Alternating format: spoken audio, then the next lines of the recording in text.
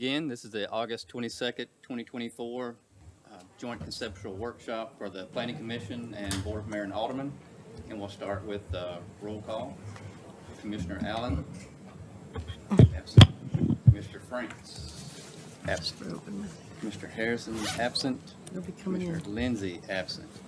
Commissioner McLemore. Present. Yes. Commissioner Mann is absent. Commissioner Orr is here. Alderman Peterson. Here. Commissioner Williams. Here. Alderman Berger. Present. Alderman Brown. Present. Alderman Potts. Present. Alderman Baggett. Absent. Alderman Barnhill. I wasn't going to, but Absent. Alderman Blanton. I think I have to. Present. Yep. Sorry, got a screen for you. Alderman Caesar. Absent. Mayor Moore. Present. Present. All right, let's begin with item number 1. And I'll remind everyone that's watching today, this is a discussion between Planning Commission and Alderman, along with staff and an applicant. There's no public comment for this meeting. Item number 1, zoning ordinance update, Division Franklin. Staff? Thank you, Mr. Chair. We are back with a few items tonight, and we really appreciate you coming at this earlier time because we have so much to cover today, so thank you. Tonight, we'll cover some potential updates from the recent Envision Franklin update, and then we'll get into some topics that we started to cover earlier this summer. And the goal for these discussions is to see if there is support for staff to draft an ordinance amendment related to these particular topics. So I'm going to turn it over to Andrew, who's going to go through the Envision Franklin topics, and we'll spend about 40 minutes doing that, and then we'll move on to the others. Thank you. All right. Thank you, Mr. Chairman. With the update of Envision Franklin back in May, a few months ago, earlier this year, the staff identified a few topics that we wanted to bring to your attention to see if there's interest in aligning the change in Envision Franklin to the zoning ordinance. The 4 that we've identified are the creation of a new farmstead residential building type, in small-scale multifamily building type. These are new building types introduced with the update. The current ordinance doesn't exactly account for these, so that's something we want to address. Also, the scenic corridor setback along a portion of Wilson Pike, and then refined building heights and regional commerce to step down along the edges closer to residential uses and up towards McHatcher and Roper's Knob. And then also a discussion regarding accessory dwellings in R2 and R3. So the first item is the farmstead residential and small-scale multifamily building types.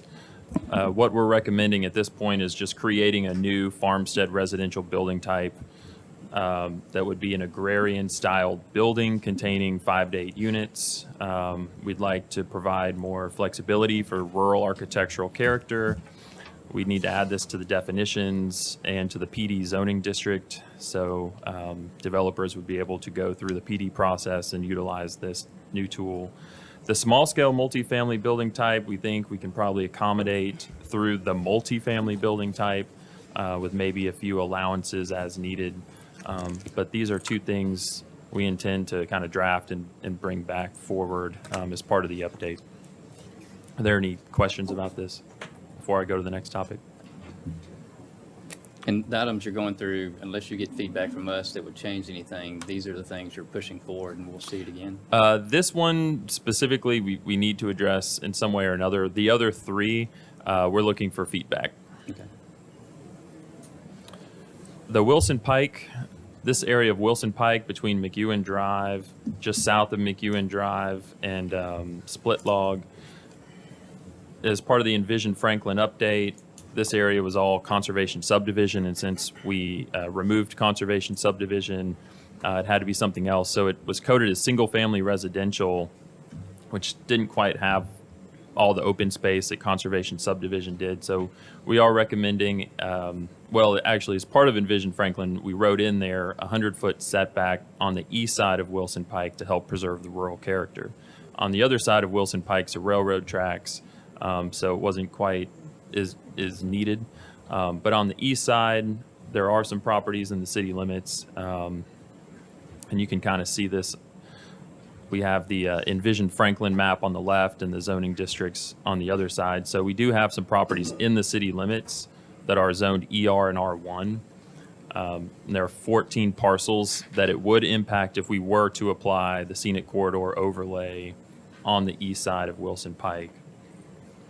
And don't you think most of the things that are there already definitely are set back and are on big lots? Yes, ma'am. The parcels that are there are larger lots, like typically over 2 acres. Most of them are well over 2 acres in size and single family. I had a question. In CIC today, we were looking at a piece of property that's on Wilson Pike that's a large farm that's asking sewer deniability. I think that must be further south than this. Yes, sir. Okay. That's further south. So it doesn't affect, this doesn't affect it? No, at all? sir. Okay, thank you. So the proposed SEO would align with Envision Franklin. All the other recommended setbacks in Envision Franklin are established through the scenic corridor overlay in the zoning ordinance. It would not create any nonconformities. Mailers would be required, as we do with rezoning, so we would send mailers to these property owners that would be impacted. So staff's looking for guidance if it is your desire to put this into the SCO or not, and just leave it in Envision Franklin.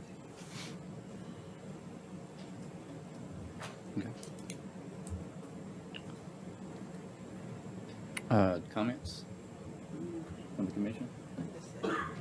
Anyone? Thoughts? What are the property owners? Do they have any objections to it if we? At this point, they have not been notified. If we proceed with the rezoning, then we would send mailers to the impacted property owners, and they would be notified at that point. So we rezone and then send them a mailing? Well, That wouldn't make sense. It says a scenic corridor overlay is what it is. It's not necessarily rezoning. It's a zoning overlay, yes, Yeah, ma'am. right. So it's Overlay, it's right. putting them into the overlay district. Oh, no, I'm sorry, go ahead. I think it'd still be good to have some feedback from them. Because when you're dealing with property owners and we make a decision to do something and they haven't been notified, and then we tell them, even if it's not a rezoning, we're putting an overlay on their property. So to me, it would make sense to notify them. They would be notified prior to Right. you taking action at a planning commission meeting or board of mayor and Okay. alderman meeting. This is just, we're trying to get your feedback on if you want us to proceed, then we'll notify them prior to the actual ordinance moving forward, and they would be able to come and speak at the public hearing. How many properties are involved? 14. I mean, I would say, I'd like to see those 14 property owners canvassed to find out their interest before we have 14 property owners come in here mad because we're putting a historic scenic That's corridor right. overlay on them. That was precisely my comments. I think one question I have would be, this is 14 properties that we're talking about a scenic overlay. Does that scenic overlay extend north and south of these properties? Or is this a little bit more isolated area just because it's been rezoned?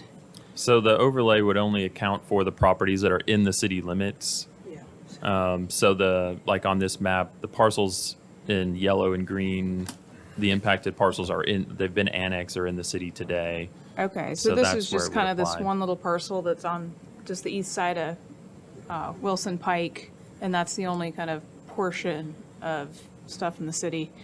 Mm-hmm. So kind of in a way, it'd be setting a little precedent for if there's more annexations along this route.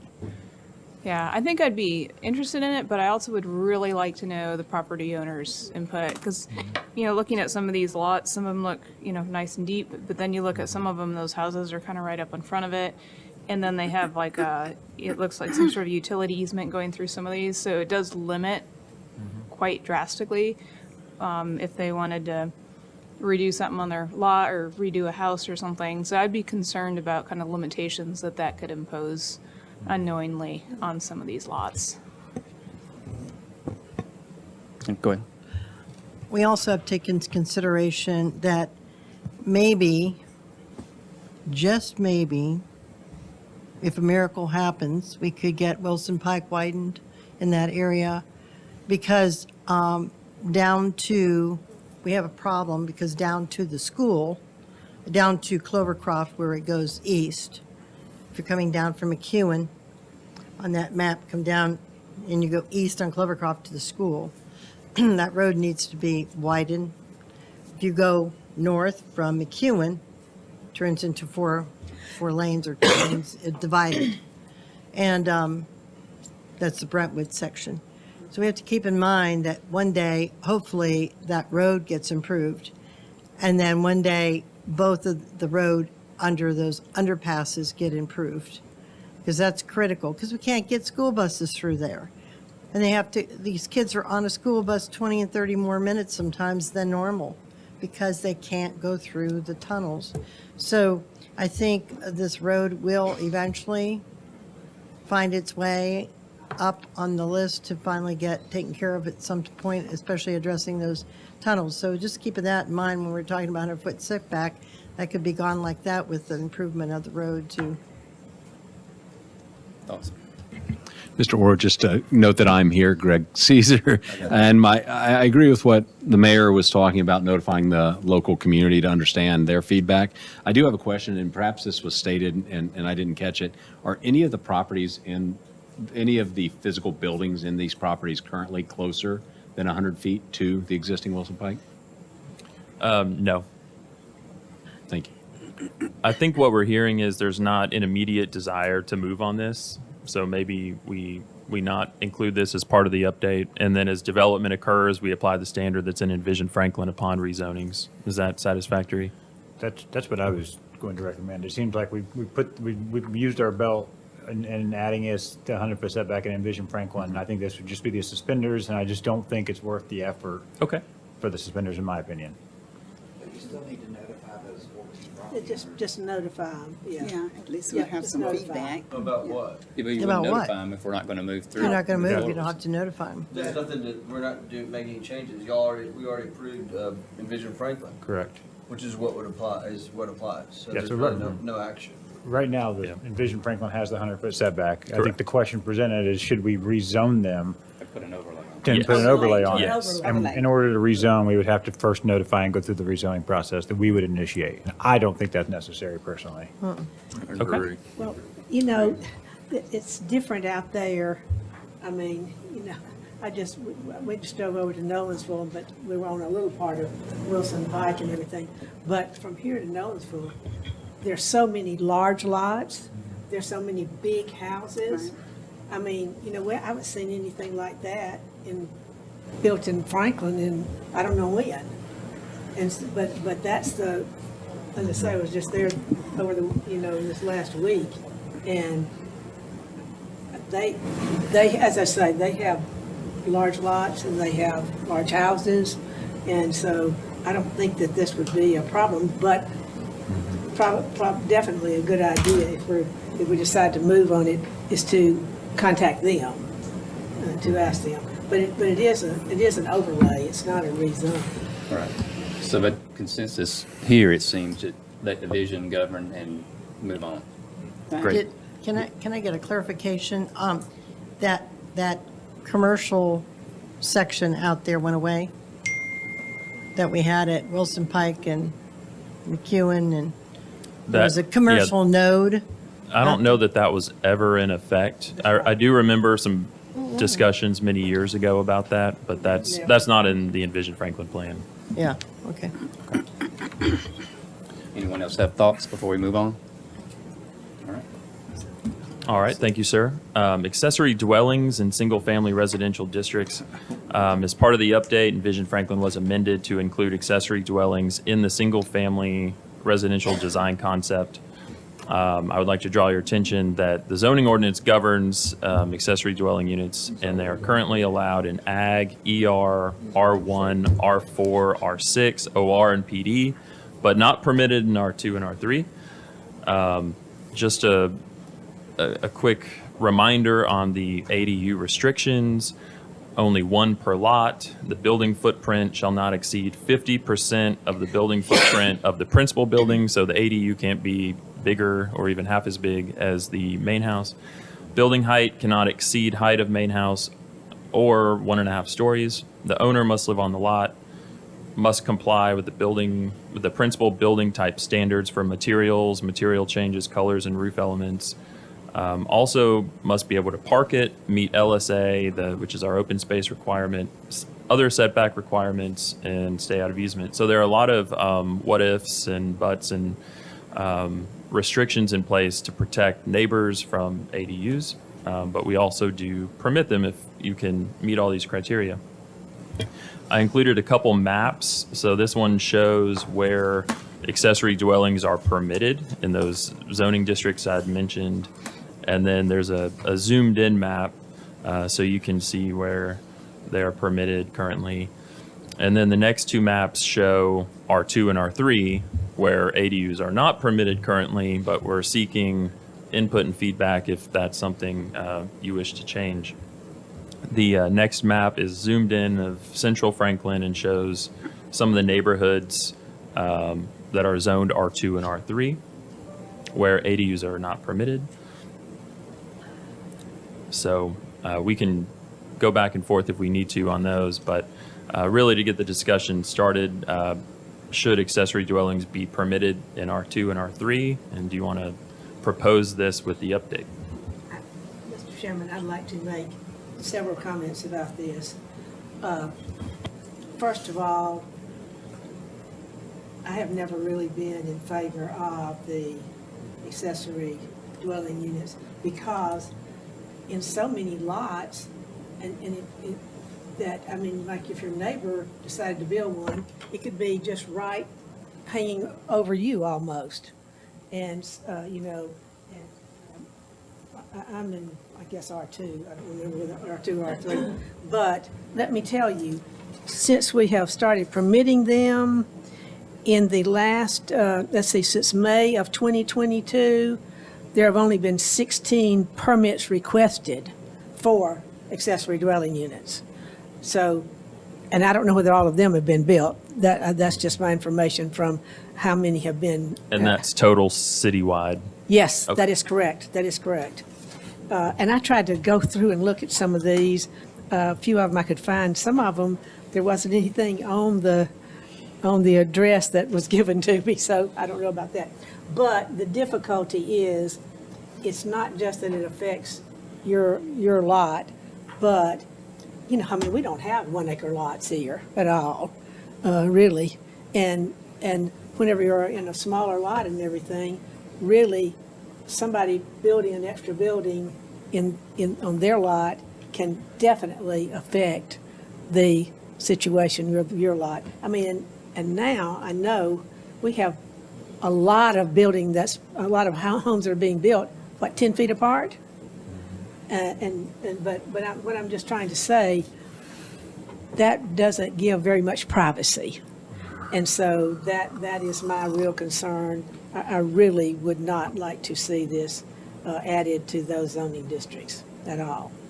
And in general, R2 and R3, those lots are third of an acre or less most of the time. Oh, absolutely, a less, third of an acre or When you less. think, I mean, you couldn't support it anyway. There may be some anomalies out there where there's a half acre on a corner, but it's probably in an HOA, which would restrict that as well. So R3 is a minimum lot size of 9,000 square feet, and R2 is a minimum lot size of 15,000 square feet. And what's R4 Well, and R6? 15,000 would be 1/3 of an acre, but that 9,000 would be less than a fourth of an acre. Yes. Much less than a fourth of an acre. R4 and R6 are less than that. Less than that, yeah, and we allow accessory dwellings in those. That's where I was starting to get a little bit hung up, is I that mean, really. That doesn't make sense. We And some of allow those- them, Yes, sir. Yeah, And R4 R4 and is R6. really context-based in downtown Franklin primarily. It's where more Okay. of our historic districts are, and as well as some more established neighborhoods. But there, we already have a pattern of having some accessory dwellings, so that's part of the reason they were added to that zoning district to begin with. thank you for that. For R4 zoning district, that primarily is contextual based. It does apply to most of downtown Franklin neighborhoods. And so there is already a pattern of allowing accessory dwellings in that area. So that's why it was added to the zoning ordinance. One thing I'm noticing too, looking at the map, the R2 and R3, it looks like most all of the R3 are already these subdivisions which already have HOAs on them. And so when you look at those areas, there's absolutely, the HOA is not going to allow another building to be built in there. And so really looking at it, looks like this consideration would be more for a chunk of acreage, a substantial chunk of acreage on the R2, because there are some larger lots there. But that was just kind of an observation I noticed between those two. Alderman Berger, do you have a comment? Well, yeah, I think there are, we have guidelines in here. So they just can't, even if they're permitted, they just, doesn't mean that it would be feasible. They have to meet the guidelines. So I personally don't want to be heavy-handed and tell people, no, you can't do this. Because every lot is different. Every situation is different. Houses face different ways. Neighbors face different ways, tree lines, all sorts of things happen. And I think that there are people today building small accessory office so they can go out and be away from the kids and work during the day. A lot of people work from home. They need that seclusion, so that accessory building may be just turned into an office space for somebody. You have aging parents. You have privacy can be obtained through landscaping, fencing, all types of things. So I'm not as worried about that at all.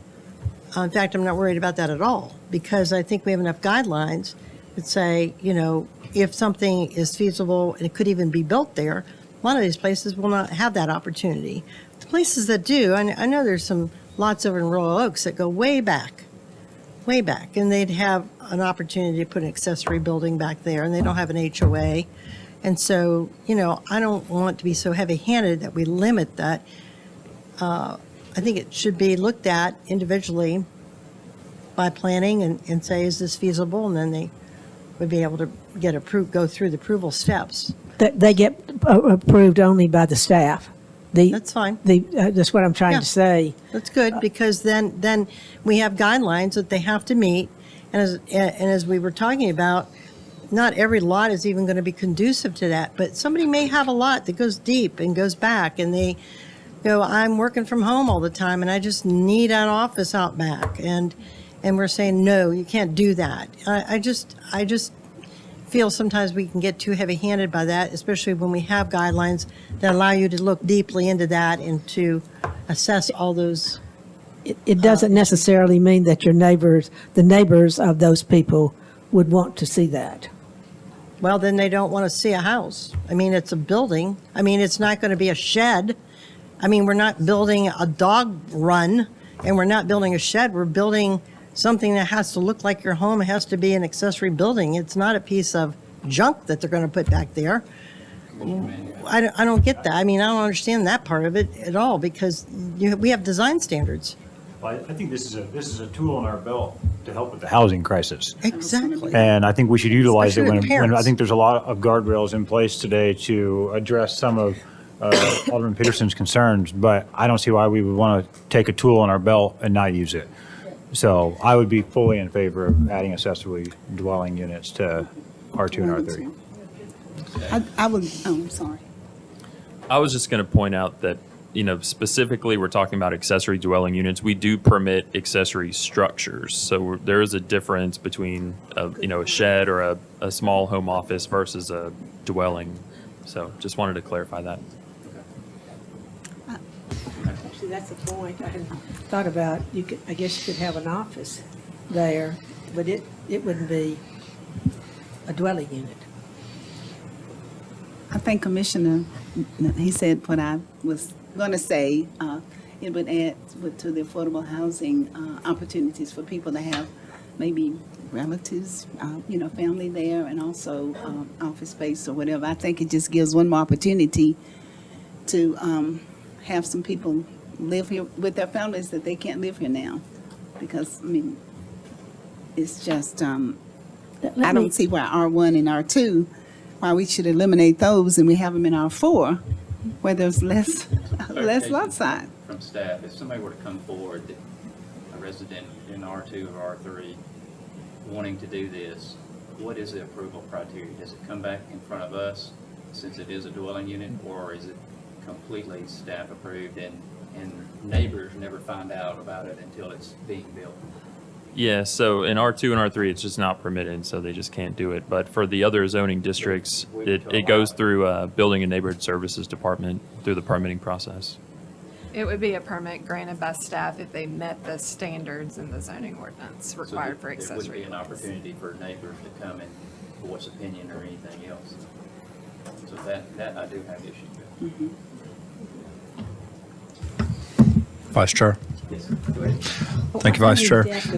So, if I could, I've actually met just in the past month with at least 4 different families that have special needs children or adults.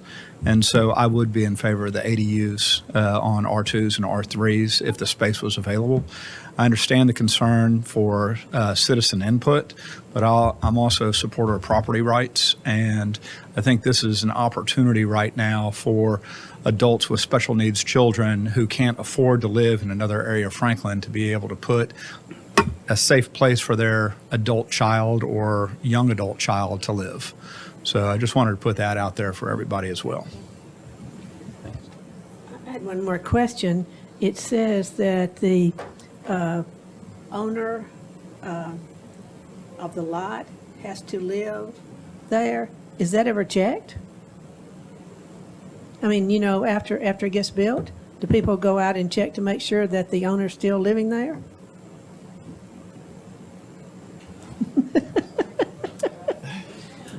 There are a lot of things we don't check. We don't really have a mechanism to be able to check that. If it's an accessory dwelling that is used as a short-term vacation rental, then it is limited to the 113 days, and then that's the mechanism that we really have in place to say that the owner is there the rest of the time. So I didn't think about it being an Airbnb. Thanks, Shannon. Okay. Interesting. Okay. Anyone else have any thoughts? I'm in favor of it. I agree with Commissioner Mann. I think we've got HOAs, you've got easements, you've got setbacks. I mean, I think we've got plenty of guardrails for doing it. And there's been a whole lot of reasons that even I wasn't even thinking of that were really great reasons for us to say yes. So I'm in favor of that. So it sounds like as consensus, move forward with that. Thank you, sir. And that would have to be done, though, by the Board of Mayor and Alderman. Correct. You get another shot at it.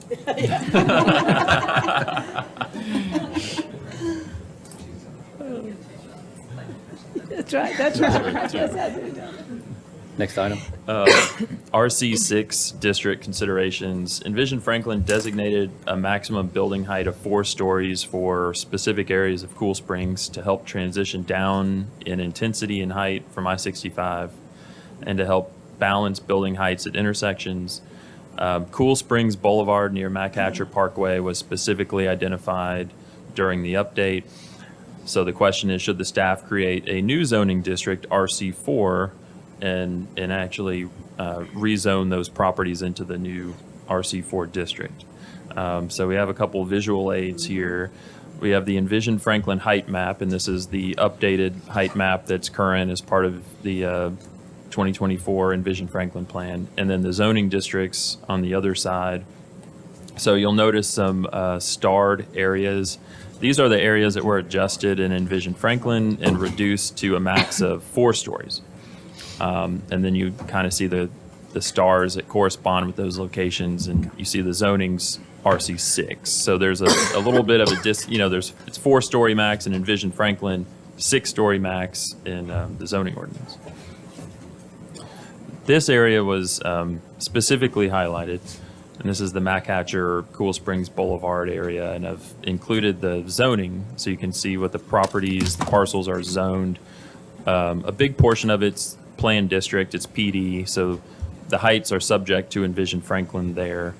And then the RC6 zoning would be a maximum of 6 stories if they can meet all of the other zoning requirements, such as parking and landscape and so forth.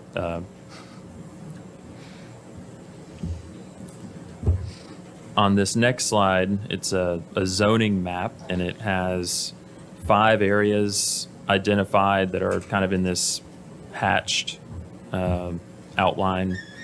So the first area is the Cool Springs near Mac-Hatcher, and it's roughly 24 parcels. And then the second area is up on Carruthers Parkway and Baker's Bridge. And these parcels are commercial, they're built out, they back up to single-family residential, and there are roughly 10 parcels there. And then the third area is Billingsley Court off Cool Springs Boulevard, and it's built out. It's roughly 7 parcels. They're shorter office-type buildings. Area 4 is across from the high school. It's on Mallory, and it's built out. It's 9 parcels, mostly lower scale, 1 to 2 story buildings. There's one newer building that's taller. And then Rand Place, which is number 5. This area is roughly 8 parcels. So all these areas are zoned RC6. With the Envision Franklin update, these areas have a height max on the height map of 4 stories, but the zoning allows up to 6. So just to kind of recap that, is there a desire to create a new zoning district, or are we satisfied with how we're handling it through Envision Franklin? If we do want to create a new zoning district, do we want to rezone all these areas or just focus on one specific area like the Cool Springs Mac-Hatcher?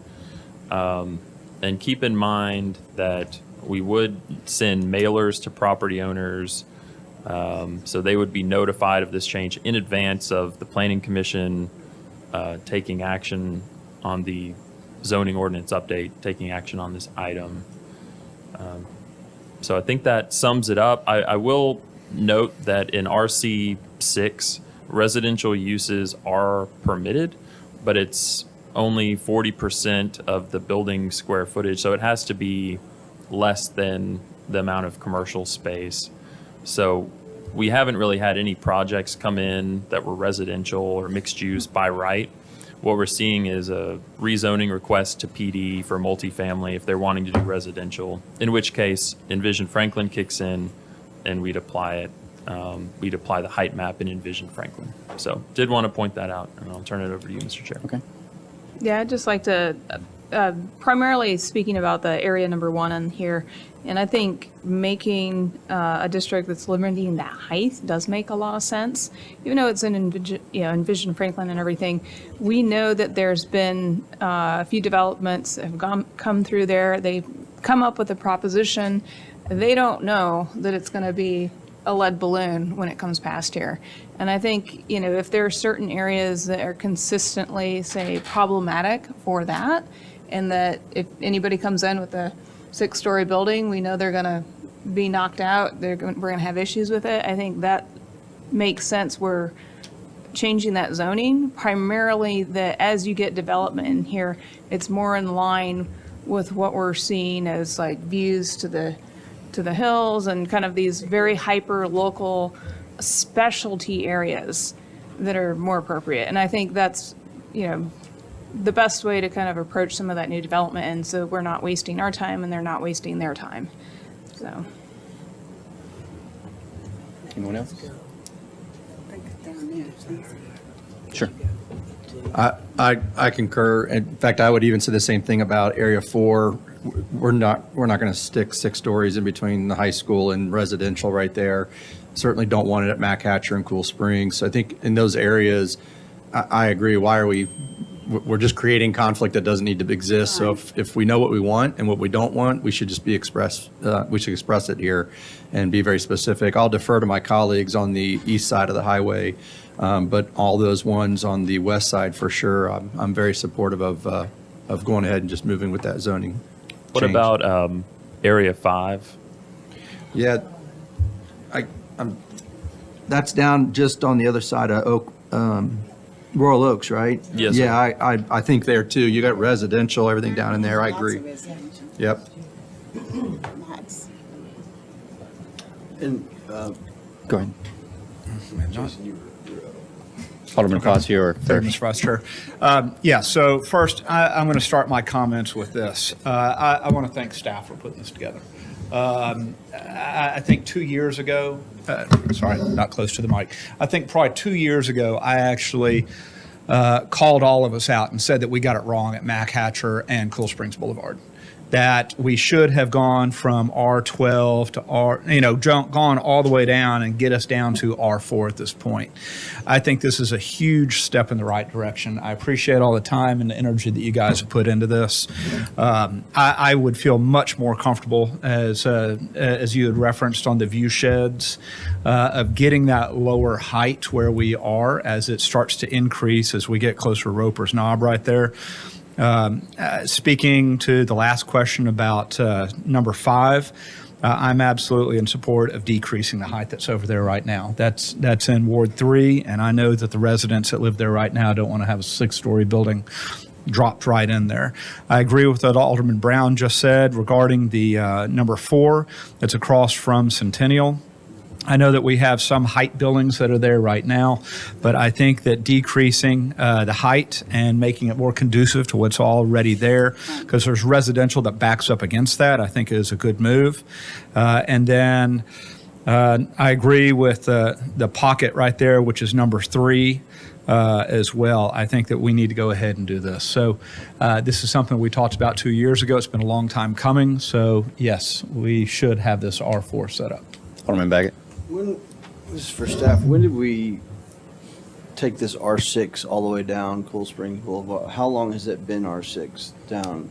At least the 2008 ordinance, 8? when that ordinance went into effect in 07 or 08. It was a character area. It was that allowed up to 6. No, I would agree. And 2 and 3 especially too, those back up to residential. I don't know that, and the other thing on 1, where there's PD right now, I think those heights aren't coming in at 6 stories either even when they came in with their PD, right? Isn't that the Optima, and Optima's like 3. Caroline was it's on the corner in the RC6 now, but the purple where the NHC, that didn't come in anywhere near. I think we've seen some development that is in that area that's precedent of. Do y'all remember how high the Optima was? 4? 6. Amy thinks 6, but there are multiple buildings, and I think the buildings along Cool Springs Boulevard are low scale, and then it rises as you get into the back. development. The hotel. Had a hotel. The hotel so was I the think taller. that was the tallest. But the Multifamily, if I had to guess, was a 5+1 podium style, because, multifamily tends to like to build yeah, disregard. Yeah. construction, and that's a 5+1 model. I'll look it up. Yeah, So just I to mean- repeat that on the microphone, the multifamily could be a 5+1 over a 1-story podium, and then the hotel is likely a 6-story, but we're looking it up. Well, disregard that then. The Haven would also exceed 4 stories. What would? The Haven, which is another project along that corridor. It sits down though. The first couple are down lower, but yeah. All right, no, I would support that, and especially 2, 3, 4, and 5, and 1, 2, but I think these make sense. So we're at the end of our allotted time for this one. Okay, let me ask Anybody you have something really anything quickly. against going to RC4? What is the Drury Hotel? Where is it? You know, I didn't think about going back to look at the. The Drury Hotel is just, if you look at the number 4 on the map, it's a little bit north of there. And it And has. that's 11 stories. Okay, so that's what there is something there. Yeah. One more. Look at that map again that you just had up there above 4. If you go, I agree with what Alderman Brown said. I'd like to see us go down from R4 to R6, or 6 to 4. But if you look above that number 4, at the corner, I still have some heartburn with this area here with Mallory and McEwen. I know on the northeast corner of that, it does have a tendency to go down a bit in front of the Toyota place. Yes, ma'am. So I'm still worried about that, because if you get too high, that view shed really goes away. And we Okay. have tall buildings on the other side, so I just think we need to redo that corner there, that area. I'm not opposed to some height there, because it does go down, but I don't think, I don't know what the height level is there. It's 12, but I don't know what it's. It's literally the next agenda item. I think it's the next item. Oh, is it? Yeah, right there. All right, well, I'll wait and talk about that then, but, good, thanks. I forgot. what that Yeah, was yes, on ma'am. there. We addressed that as part of the Yeah. Envision Franklin update, and we kind of called out this specific intersection, this McEwen and Mallory intersection, and we wrote in a special consideration about the building heights at this intersection. So we're looking for feedback if we'd like to go ahead and put that into the zoning ordinance. It would go into the transitional features section 8.1.3. And it basically calls out the maximum heights at this intersection. Now, the parcel to the northwest, it's the little medical office. There's a dentist there It's on the that hill. sits on the little hill. Right. We did call out that one should be a max of 4 stories. So with the creation of the RC4, we could recommend rezoning that parcel to RC4. Because that's so high. That's still high, so if you're gonna put a 4-story on top of that hill, you're gonna be really looking up at that building. So I don't know if a 4-story goes on top of that hill. It will tower over everything in that intersection and probably make it look lopsided. No, it is 2 already. So there's the building there is 2 stories for reference. Due to the size of the parcel, it's very unlikely that it can accommodate a 4-story building unless they went underground with parking. Yeah, there's no parking. Yeah. So I do think the likelihood of that parking, but- coming in is small, but this is the adopted language in Envision Franklin that we have now to go off of. So if we wanted to make future changes, we may want to do that with the future Envision Well, Franklin. question, if somebody came in there and knocked that building down, do they have areas to extend parking? I don't think they do. That lot is so small. And I go up there every now and then to an office, so, and I have a hard time finding parking now sometimes with it. But I think the other corner, the southeast corner, and that northeast corner needs to be changed out. Because sometimes, you look in the area, it's catty corner from Whole Foods and everything, and sometimes if you do that, if you're driving up there, it's a lopsided intersection then. If you've got these high-story buildings and then you don't have it on the other side, or there's not, it just doesn't seem to fit. I've always been bothered by that, so thanks for bringing that forward. Yes, ma'am. Okay. I have the answer for the Optima, Okay. just for clarification. The hotel along the main road is 6 stories. Throughout the development, the majority of the multifamily is 4 stories, but with topography, sometimes it falls to a 5th story. So between 4 and 5 for multifamily, hotel is 6. Okay. Did you get what you needed for RC6 to RC4 considerations? It seems like we were all in consensus for all 5 locations to be rezoned for RC4. Yes, sir. All right, and then the next item. Did you get what you needed for it as far as feedback? Or you didn't really have a chance to go through it quite yet? Are you good? I think so. Good. Does anybody have any additional comments on McEwen and Mallory Lane intersection? None? All right. Next item, number 2. This is zoning ordinance update for, continue.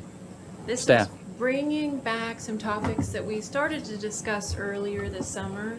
The telecommunication towers, landscape buffers, particularly between non-residential new uses and existing residential, and then an update on lighting and light pollution. So kicking off with the telecommunication towers, you all saw this briefly in June, but we didn't quite have enough time to really discuss. So we're bringing this one back first. It was originally brought up because of a setback requirement in the county that was adopted, but this group wasn't really interested in pursuing that setback. But what did come out of that was a desire for better aesthetic requirements for telecommunication towers. And just as a reminder, this isn't addressing small cell towers, it's the larger traditional telecommunication towers. So these are some examples of that next level. You can either imitate nature or imitate architecture. Some of these aren't appropriate for our area geographically, but these are the types of vegetative examples that exist out there. And then these are examples of architecture structures that mask the towers or conceal them, and they include steeples, bell towers, water towers, flagpoles, monuments. There's a variety of different ways to hide the structures within other architectural structures.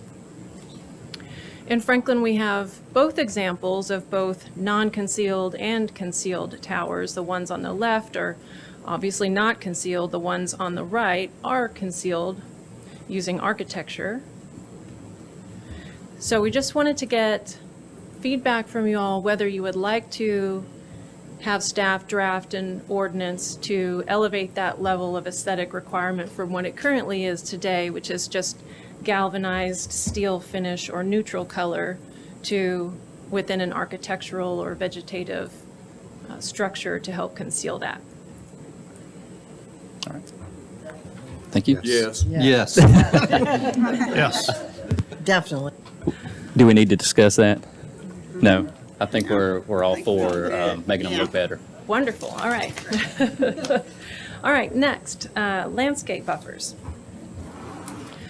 There have been some recent developments that have come through the approval process for new non-residential uses when they're adjacent to existing residential, and the desire to have enhanced screening to protect the adjacent residential from the new use that's going in.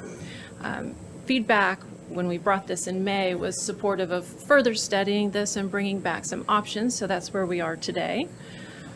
As a reminder, there are current requirements that differ across the city. Outside of the Central Franklin area and Columbia Avenue, which you see in blue on the map, there are transition zones that are required to transition between non-residential and existing residential, and other uses too, but we're kind of focusing on that today. It involves buffering and transition over horizontal space. So there's a 25-foot landscape buffer, then there's a 50-foot graduated use buffer, so your parking and accessory structures go there. And then in the next 50 feet, the third zone, there's building step-back requirements, so you really get space in between the new non-residential use and the existing residential. Inside of Central Franklin, within the blue area, transition zones aren't required because a lot of those lots are so small that that a zone of 125 feet would cover a lot of the lot. So in those areas, the requirements really focus on scale, massing, height, character, and setbacks to try to make that transition happen. But moving back to that landscape buffer zone, there's a 25-foot wide requirement that has a mix of evergreen and deciduous materials so that it does achieve the healthiest, largest buffer that we can get in terms of vegetation. And our current requirements say that fences and walls can be used, but they're not required. And if they are used, they're a minimum of 6 feet and at least 75% opacity. Same thing for berms. They can be used, but they're not required. And when they are used, they need to be at least 4 feet tall with vegetation on top to achieve 6 feet in 2 years. So this is a recent example of a new non-residential use going in next to single-family residential. In this case, a fence was negotiated privately, but it does achieve the most immediate and most effective form of screening between the new use and the residential. And what you're seeing there in terms of landscape isn't the landscape buffer requirement. That's on the other side of the fence. This is just parking lot landscape on this side. But it's to show you an example of the effectiveness of a fence in screening the two. This is an older example under a different ordinance, and it includes a berm with evergreen screening on that, just to show you an example of that as well. So at this point, because of the recent examples where these types of things have been kind of negotiated through the process, staff would like to just go ahead and recommend that we include requirements between non-residential and existing residential to buffer the existing residential and protect it from impacts of the new non-residential. So outside of the Central Franklin area, require either a berm, a fence, or a wall when next to residential lots. So that's houses, duplexes, multiplexes, and townhouses, but not multifamily, since that's most similar to non-residential. And then inside Central Franklin, require a fence or wall, because again, there's not as much spatial separation to be able to do the slopes for berms. So it's just a tighter way to be able to require instant screening for residential. Just wanted to get your feedback on that and whether you'd like us to pursue that amendment. Commissioner Mann? To the requiring a fence or a wall inside the CAO, I feel like we would end up with a whole lot of fences or walls we don't have today. They would look rough. I'm thinking of we approved that I think it's a vision and dental office at the corner of Downs Boulevard and Carter Creek, and it's next to a residential house. If we were to apply that, I think they would have to put a fence or a wall between them and the residential house. And like thinking of that as a scenario, that would be awfully. They did it afterwards. Oh, they did do it? No, on their own volition, yeah. Okay. Because So then it sounds maybe like we're not excited about it, which I don't know why we want to require it then. So I have concerns with that. I think that, like you said, inside that zone, I think our protections are sufficient. But if I might. Go ahead. But on the flip side, on where the old, I'm trying to think of what H.G. Hills, you guys probably remember that. Columbia Avenue, H.G. Hills, Thrift Center, all of that, used to be a Kroger there. There, and where it backs up to where Franklin Housing Authority, there's also a house there, and there's Folk Street and all of that. Whatever is going to go there, that is a very large commercial site. And people actually live behind there. We would need something. I would not at all be comfortable with there not being some type of something there. Right. So we've got to consider that there are some sites, and that is definitely Central Franklin. There would need to be something there. So I get what you're No, that's a saying, good point. but most definitely we would need something there. We cannot inflict that on people that live there. So. Alderman Berger? And sometimes, and I agree 100% with that, and I sometimes think that not necessarily does it need to be a fence. Sometimes the lay of the land would lend itself to a berm and some vegetation, which would look a lot better if they didn't need to put, their hands were tied to go to a fence. Not necessarily does that always look appealing. So I'd want some leeway for them to choose, evergreens or something. Yeah. So maybe our language could be as such, and I'm sorry for, maybe our language could be as such, of our choosing or working with the developer, that there's some type of, you know what I'm saying, some type. I don't know how we could. According to the area that they're in. Alderman Caesar. Ms. Go ahead. McLemore, Okay. if you would. I'm with Commissioner Man on the fence, and I'm sorry. Call me whatever you But want. Yeah, I'll call you. Yeah. Anyway, we've seen some redevelopment in the Natchez area, and when people redevelop and they build the new homes, they always put up fences, and you see fences all over the place. It doesn't look good, and it would look better to have vegetation or a berm or something other than just the fences. On every other lot, there's fence. It's like, you want to move into the neighborhood, but you're going to, seclude yourself with the fence. So I don't think that we should require that as far as having a fence. I think it would be better to have berms or vegetation or something that would look better aesthetically than having the fences and requiring those. So I don't think, in my opinion, I wouldn't want to support that. This is between non-residential. Well, this is and non, right. residential. It's not talking about just residential next to each other. It's It non-residential. wouldn't include residential next to residential. It would only be where there's a new commercial use with a parking lot that's going in and it is backing up to the back of a single-family residential house, for example. In those cases, the property owners are oftentimes coming forward and wanting more screening than what our requirements are. And so this is a way to make that fair across the board and equally Well, that provided. makes sense. I got Alderman Caesar up here hanging. Let him. And just to be clear, have his staff, thoughts. this does not address or adjust in any way the transition zones that are required outside. It's just including clear language on vegetation and the fence or the berm or the wall. Correct. Yeah. It would And I would be keep the supportive of that. transition zones the way they are, but require either a fence wall or berm along with the plantings in the buffer zone. Thank you. Alderman Baggett. Would this, Okay. the part of the Central Franklin overlay is in the historic overlay? I would really want the Historic Zoning Commission to really have the final say of if it's appropriate within the historic zoning overlay. Because I just think that having a blanket standard of putting a fence up in our ordinance, but then not giving them the ability to say if it's historically appropriate is a concern. So I don't know how you would do that, but I would want the Historic Zoning Commission to be able to say, I want it to be like kind of the default, but if they say this is not historically appropriate to have a fence that comes all the way out here to the, and ruin a downtown view shed or something that, I think that is the only place in the central that I think might cause a problem. Yeah, we'll look at that and how we can accommodate some language to address that. Yeah, I just think on this, I don't know if this comment would be helpful because I can see both sides of this, is that kind of fence or wall.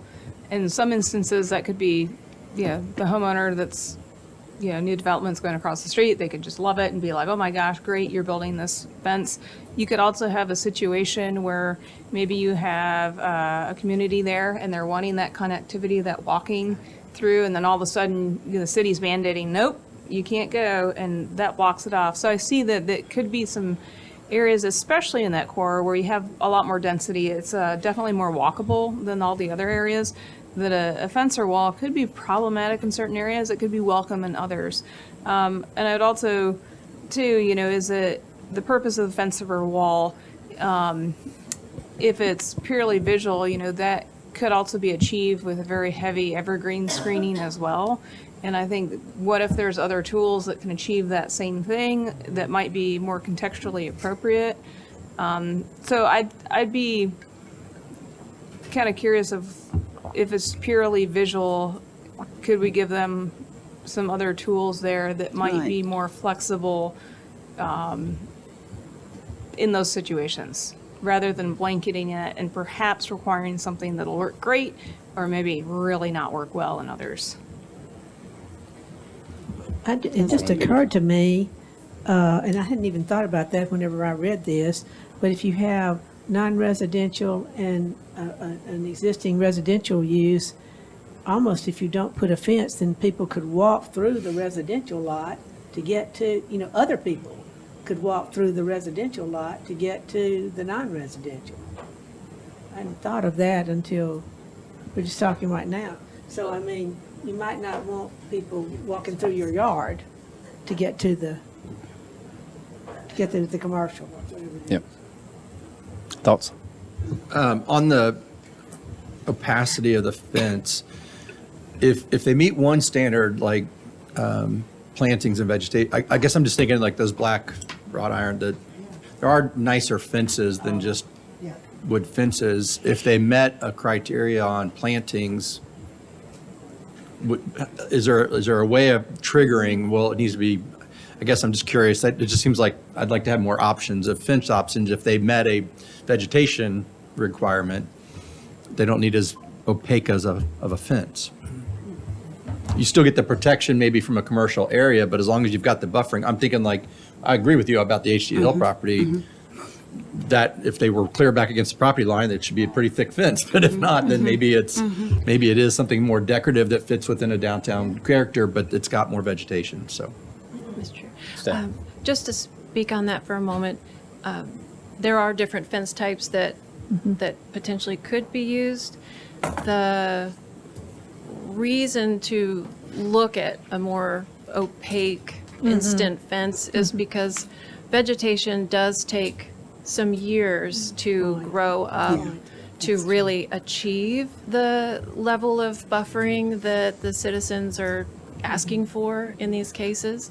So that would be a consideration. Yeah. And then once the CO is granted, what's the mechanism for making that non-residential owner replace a dead tree?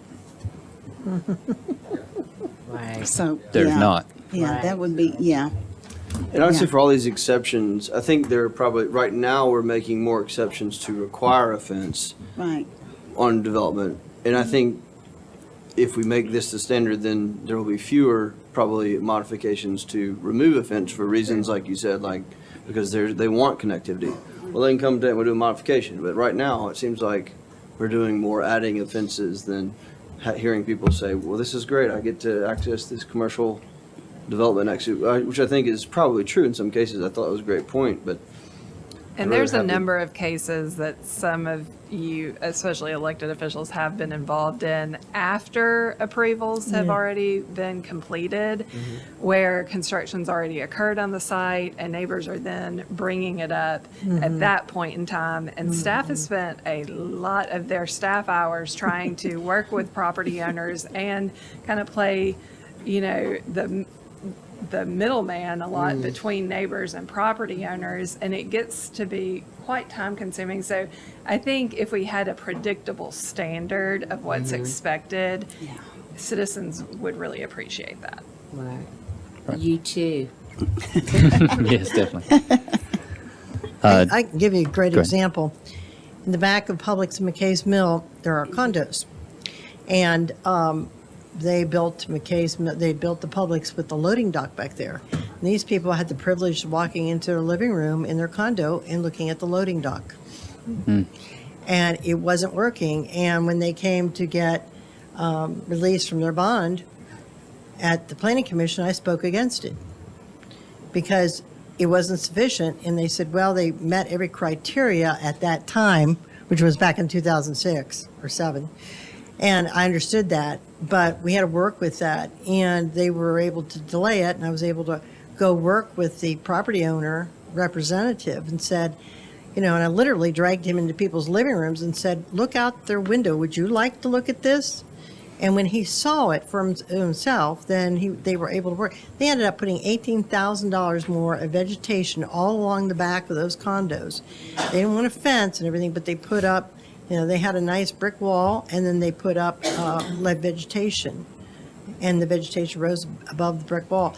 it was an ideal situation, and they didn't have to put up a fence that they had to look at either, and they could also get around to it to go to the grocery store.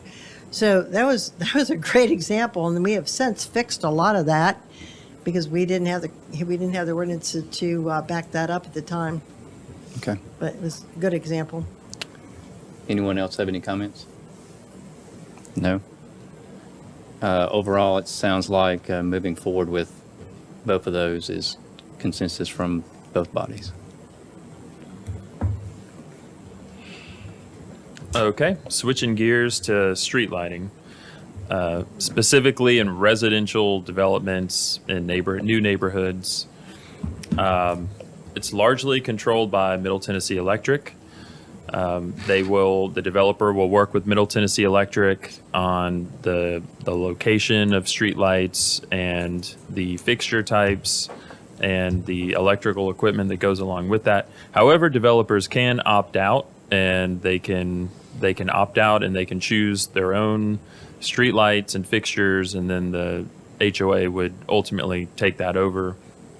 So MTE has a streetlight manual. They've got standards. They've got a limited number of pole and fixture options, and the limited selection helps with their ongoing maintenance obligations. MTE provides power and maintenance and then bills the city. So MTE largely takes care of everything. These are the approved lights in their catalog that developers can choose from. The top three are the Granville, Clear Globe. The bottom three are a little different. The lantern light, I think, has been around for quite a while. I don't know that it's used frequently anymore. You'll see the Arlington around town in Gateway Village. I know they have the Arlington. It's a nice looking light. It has some degree of cutoff. And then the Town and Country is one they've added more recently in the last several years, and it's an LED. The light shines down, so it is a full cutoff fixture. It's not a real substantial light, and I don't think we've seen very many people use that. The development community typically uses one of the Granville options. That's most prevalent. That's what we see in new development typically. What we have in our zoning ordinance is the maximum pole height of 18 feet. It needs to be an ornamental style light fixture. And then it's subject to Middle Tennessee Electric and the transportation and streets technical standards as applicable. So we largely kind of defer, but we do want an ornamental style fixture. I just threw together some sample light fixtures that are full cutoff or more of a cutoff with the light shining down instead of upward and outward. So these are some examples. These are some examples. One of these is actually outside on 3rd Avenue. It was installed as part of the City Hall redevelopment to see it and see if we like it. Hall of Fame makes these. These are full cutoff. We've talked to Middle Tennessee Electric. They're really not interested in adding any more lights or changing their requirements in their catalog. They are primarily concerned with maintenance, and if they decided to add more lights and more varieties, then that's more parts and fixtures that they have to stock, and it complicates their maintenance schedule. So they prefer to kind of keep it small, keep it tight, and to those 6 that I showed earlier in the presentation. Now, one thing that we've brought up to them is if they would be willing, or if we could require like a cutoff shield in those Granvilles, these upper 3 fixtures. We have some. The city of Franklin owns and maintains some of these in downtown, and we've had to go in and put in like cutoff shields to keep the light from and direct it away from homeowners' homes and windows. Like on Franklin Road, maybe? Yes, ma'am. That's one example. There are others too. So that's something they're considering, if we could put that allowance in place. So in these neighborhoods, we're keeping the light away from the homes. But that's essentially the status update, and I'll turn it over to you. Okay, thanks. Commission, comments on what you've heard? I mean, I'd just like to say, this is definitely something, a little passion project for me, and I think pushing it as much as we can to reduce light pollution is the way to go. You know, and unfortunately, it is something that we are going to be limited by Middle Tennessee Electric on this.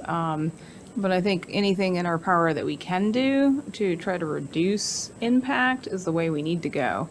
Especially as we get these new developments. I mean, anybody who's kind of lived in an area that has had new developments, you know, I think the city has great requirements in there for the actual houses. We have great requirements for the actual commercial things, but the roads are kind of the wild, wild west. But we're mainly just because that's Middle Tennessee's kind of domain there. So I think that's something we need to address. I know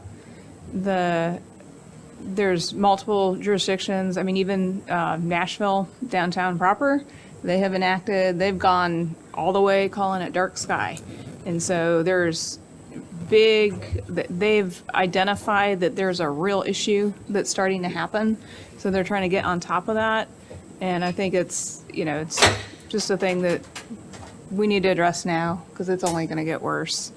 So. Where do the ones on Franklin Road out by the factory, or do we maintain those, the ones that are right in front of Harlansdale? I didn't see those on any of these. I believe so. Those are a little bit different style that you see up along the Harlansdale portion of Franklin Road, but I believe those were put in as part of Streetscape, and the city of Franklin owns and maintains And those. maintains them. I think something though, I don't know if, and I guess that's not an option. I lived in Ladd Park for a short while, and if you drive through some of our neighborhoods, the bulbs or the globes that we have downtown, which are great for more urban kind of areas, although I don't like the color of the light bulbs in a lot of ours. And I think we can all agree that the color of the bulbs is the biggest problem of our streetlights. But in the residential neighborhoods, you get those bulbs, and you have in the neighborhoods, and they're so you know, the houses are so close. That light is shining in windows. So I really would love something that did point down more. I didn't necessarily, you know, I feel like I'm having to pick one of these, which is probably all we have, but I don't like the LED one that's like out here, but I think that in neighborhoods, the more downward, it's going to keep it off the houses in the neighborhoods. And I think I know a lot of residents in a lot of our neighborhoods probably wish that we had something like that prior. And they're more effective. You look at the ones on Franklin Road, it's a perfect color light. It's the perfect amount of light. It's not shining too far out. I wish we'd done those all the way up Franklin Road, honestly. I think the neighbors would have appreciated that. But I don't know, that's the only feedback I would have, is that when you put those bulbs in a residential area, you get the whole place lights up. And depending on what bulb color they pick, it can be kind of a pinkish kind of orange on your house, or it can be, the color of, those, lights in the ceiling here. I mean, you just don't know. So I think something a little more consistent that shines down in the neighborhoods, I'd be supportive of. I don't know if any of those are meet that criteria that Middle Tennessee Electric has, but I think we could look at the color temperature. That Yeah. may be something that we Okay. could influence. well, the temperature's great, Yeah. but again, The position. more downward. Yeah, and I would say too, looking at the ones that Middle Tennessee Electric does have, those ones on the bottom, especially the Arlington, I think it gives kind of the same decorative flair that some of the others have, but it does reduce quite a bit of the issue. On the lighting, the color temperature, just kind of, for people that don't quite know what that is, you got, those daylight bulbs, they look real white. That's like a 5,000 Kelvin. And like candlelight is like, maybe a 2,000, 1,200 Kelvin. So that's your range. Right now, the city of Franklin, I think we're at 3,000 Kelvin. And now kind of with the change of LED technology, that's not, it might have been appropriate maybe 10 years ago. It's not anymore because now everything's kind of shifting more blue.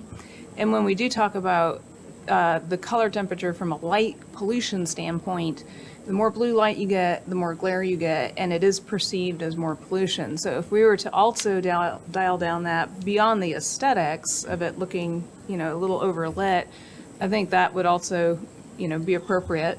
knowing that if that change was made, you might have a streetscape that has kind of light colors and then these warm colors. So we have to be prepared if that happens, that it could look like that. So that's just kind of a little thing on the light temperature, that Well, is it's happening important. already, quite frankly, the different colors. Yes. That it has to happens do already. with the bin requirements and the color rendering index. They need a 90 or above, and it'll prevent pink lights.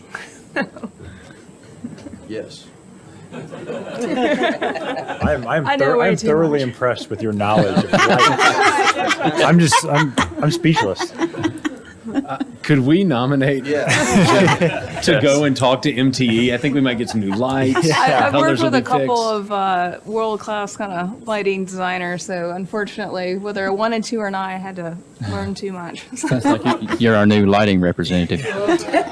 So Andrew, what are you asking for this body today? What do you need to know? It was mainly a status update. I don't. Okay. Yeah, I don't know that We're there's a good. whole We're not lot. going to be able to I- change anything. Yeah, that's I'll fine. kind of comment There's on nothing that. we We can do. have gotten to a point with Middle Tennessee Electric that they have told us what their decision is, Yeah. and staff does not really have a lot So- of weight in this discussion. Their budget It- is their budget, and we have to live At with it. maximum, we could Yeah. put some shields in to help some residents. Yeah, we can look potentially, at but that's certain about it. standards like, color temperature, some things like that, but or adding shields as requirements. But in terms of really adding too many more standards, it's really going to be up to Middle Tennessee Electric and what they will maintain. Okay. Exactly. We need to require shields on all of them, on the top. I mean, why can't we put that in our zone ordinance? We require, We've reached out to them about that, and so we're talking through that as a possibility. Well, let me ask this question too. If, say, the 6 fixtures shown is all we're going to get, but then if the city were to say, hey, we require, maybe it's capped on the top, if that requirement were to go in, that would basically, we wouldn't be adding fixtures, but it would be pretty much excluding to those 3 on the bottom. So, okay, so that would be kind of limitation. The other question I would have is as far as the lamping of the fixture. I know like the physical structure, but who, is it Middle Tennessee Electric that also is dictating the bulb type in there? Or is that more developer? Because then at minimum, there could be an addressing of the color temperature and even some of those bulbs. Some will go in all directions and some have, as much as they can, a little cut off. So- The fixture's still gonna, We're on item 2 of 6. We need to Yeah. get going on the next one. Final comment. Real quick, I used to work for a utility. I just want to make sure we're level set our expectations here, right? Unless it's a safety requirement or something, I want to make sure we level set our expectations. And we're talking to a public utility. I think we really need to set our expectations here. For us to try to tell a utility that we require something, we really may, just let's set our expectations there, right? Right.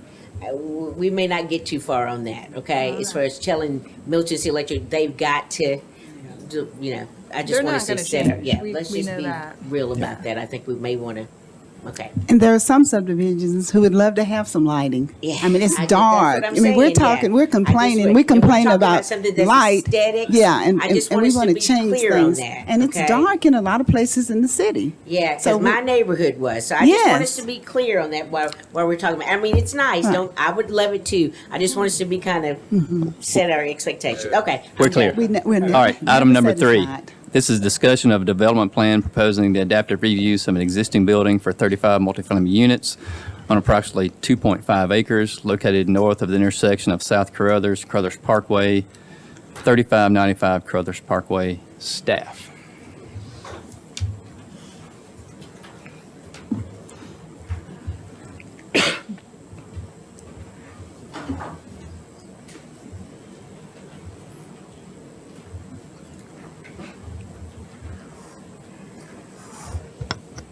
Thank you. Staff generally supports the plan, but there has only been a pre-application meeting and their initial submittal, and staff is providing comments next Tuesday. The plan has one parking minimum modification of standard request, but there was not enough information provided for staff to determine support of the request. The modification of standard request is to reduce the parking minimum from 1.5 spaces per unit to 0.97 spaces per unit. This reduction is lower than what has been approved in the past regarding similar developments by FHA and CHP.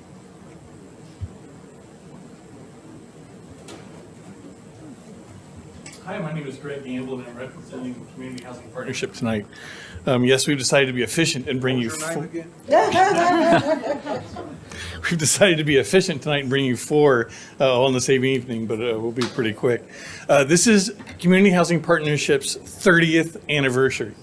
They have been influential in, I say thousands of people's lives in the city of Franklin. It's probably more like tens of thousands of people's lives in the city of Franklin. So it's super exciting for me to be a part of this venture tonight. Community Housing Partnership has purchased this property at 3595 Carruthers Parkway. And it is their mission to continue to serve residents here in Franklin, provide affordable housing options for residents, and this is one of those very unique opportunities. This property is currently 2.5 acres in size. It is where Southern Care Assisted Living once was. They have since closed their doors.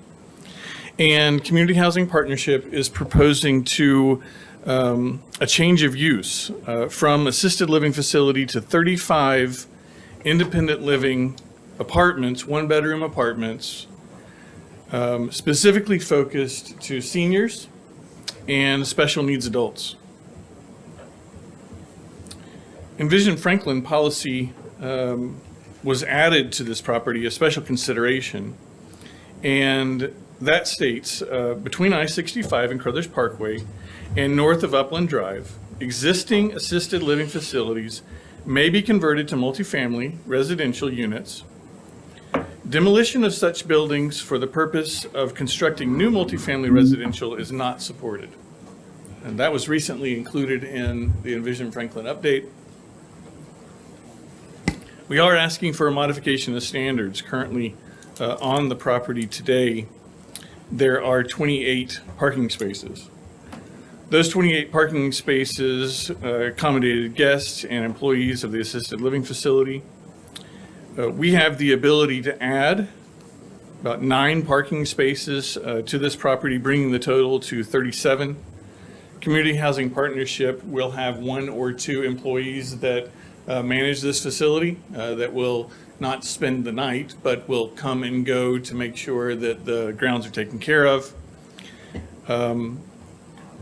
The Franklin Trolley caters to special needs adults and seniors. They have a very special program where you can call ahead, the trolley can come pick you up and take you to your specific destination. It does not have to be a part of the trolley route. There's certainly an opportunity to utilize that opportunity here. And we believe, based upon the need and the demand that Community Housing Partnership is seeing, that the number of parking spaces provided that are being proposed to provide will be sufficient for the residents. There will not be any changes to the exterior of the building with the exception of paint, roof, new landscape. The landscape is a little bit tired, it's a little bit old. There's a lot of replacement of the landscape, resurfacing of the parking lot, restriping of the parking lot that's there now, general upkeep and maintenance that has been neglected over time. Community Housing Partnership is going to bring that up to 2024.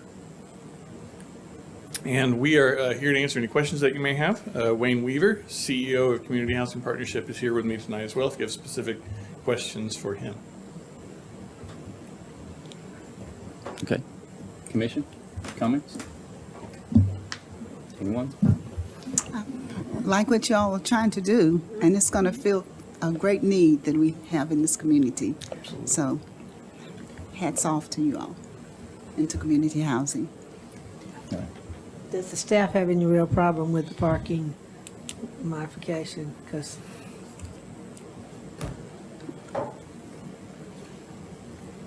I'm going to bring up a slide really quick.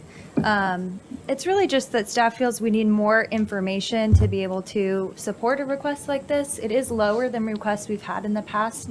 And there's mention of projects that have similar numbers to this one, but they're not included, the details aren't included on the development plan. So staff is just wanting a little more information on the parking. So this just shows a few of the projects we've had in the past with FHA and CHP and their parking requests. And you can see that this one is a lot, or is lower than the requests that we've had in the past. One example that may be good to Sorry, look Greg. at would be Franklin Housing Authority, Franklin Housing Authority's independent living facility they just recently constructed. I think it was just 5-6 years ago. I know it was right before 2020. That might be a good example of how many cars are being used by seniors and maybe special needs as well. One of the reasons we're really asking for the additional information is because we understand this proposal as it is today, but once, the site plan's approved and the building's permitted and certificate of occupancies are granted, we don't really regulate who lives in the building and who doesn't. So we just want to ensure that for the long term, there's going to be sufficient parking. And I think that that's going to be accommodated through the analysis that the applicant will submit to us. But we just need that additional information to confirm that. Chair? Yes. Mr. Gamble, can you provide that to staff so that they can feel comfortable? We'll be researching it, absolutely. Okay. We'll have you information prior to your vote. Alderman Potts. Thank you, Vice Chair. I just wanted to share with everybody, I've seen this in preparation for a meeting last night. Had an opportunity to meet with 15 of 22 HOAs that are over in Ward 3, and I pulled aside a couple of the HOA presidents that are adjacent to this proposed development. And at first glance, they said the same thing. They said they were excited about having a new housing option for seniors and for adults, young adults, older adults with special needs for the area. And at first glance, they did not have an issue with this. Okay. Okay. Additional comments, anyone? No? All right, Thank you. thanks.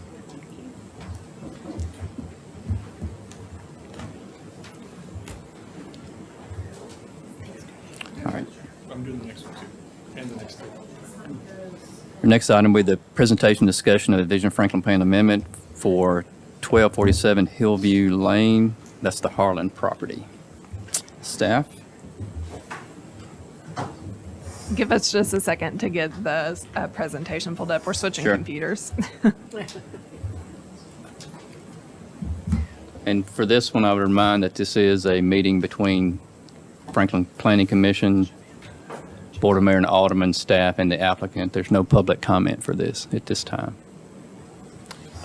Thank you, Mr. Chair. I do have a few staff comments. The applicant is requesting to move this out of Development Reserve and into Village Green. They recently gained approval to initiate the annexation, and they have provided a draft plan of services. The future land use change is generally supported by staff. We still have a few unanswered questions about the access to the property, which is the most critical issue, but we understand the applicant is trying to find other ways to the site besides Hillview Lane. The staff has also had conversations with the applicant about the hospitality use that's proposed, because that's currently not supported by Village Green. So that's part of their special consideration. And while this could be an appropriate use, adequate access to the site should be able to support the type of hospitality that's being envisioned. So the staff's been seeking clarity on how they're going to use the hospitality in terms of meetings or conferences or events. So we've been working with them on that. So thank you, Mr. Chairman. All right, thanks. Applicant? Hi, good evening. My name is Adam Balish. I work for Boyle Investment Company, and Greg Gamble is here tonight presenting on our behalf with regard to this request. But I wanted to give a brief introduction as to why we thought this was appropriate at this given time, given Envision Franklin's status. But I wanted to start off briefly.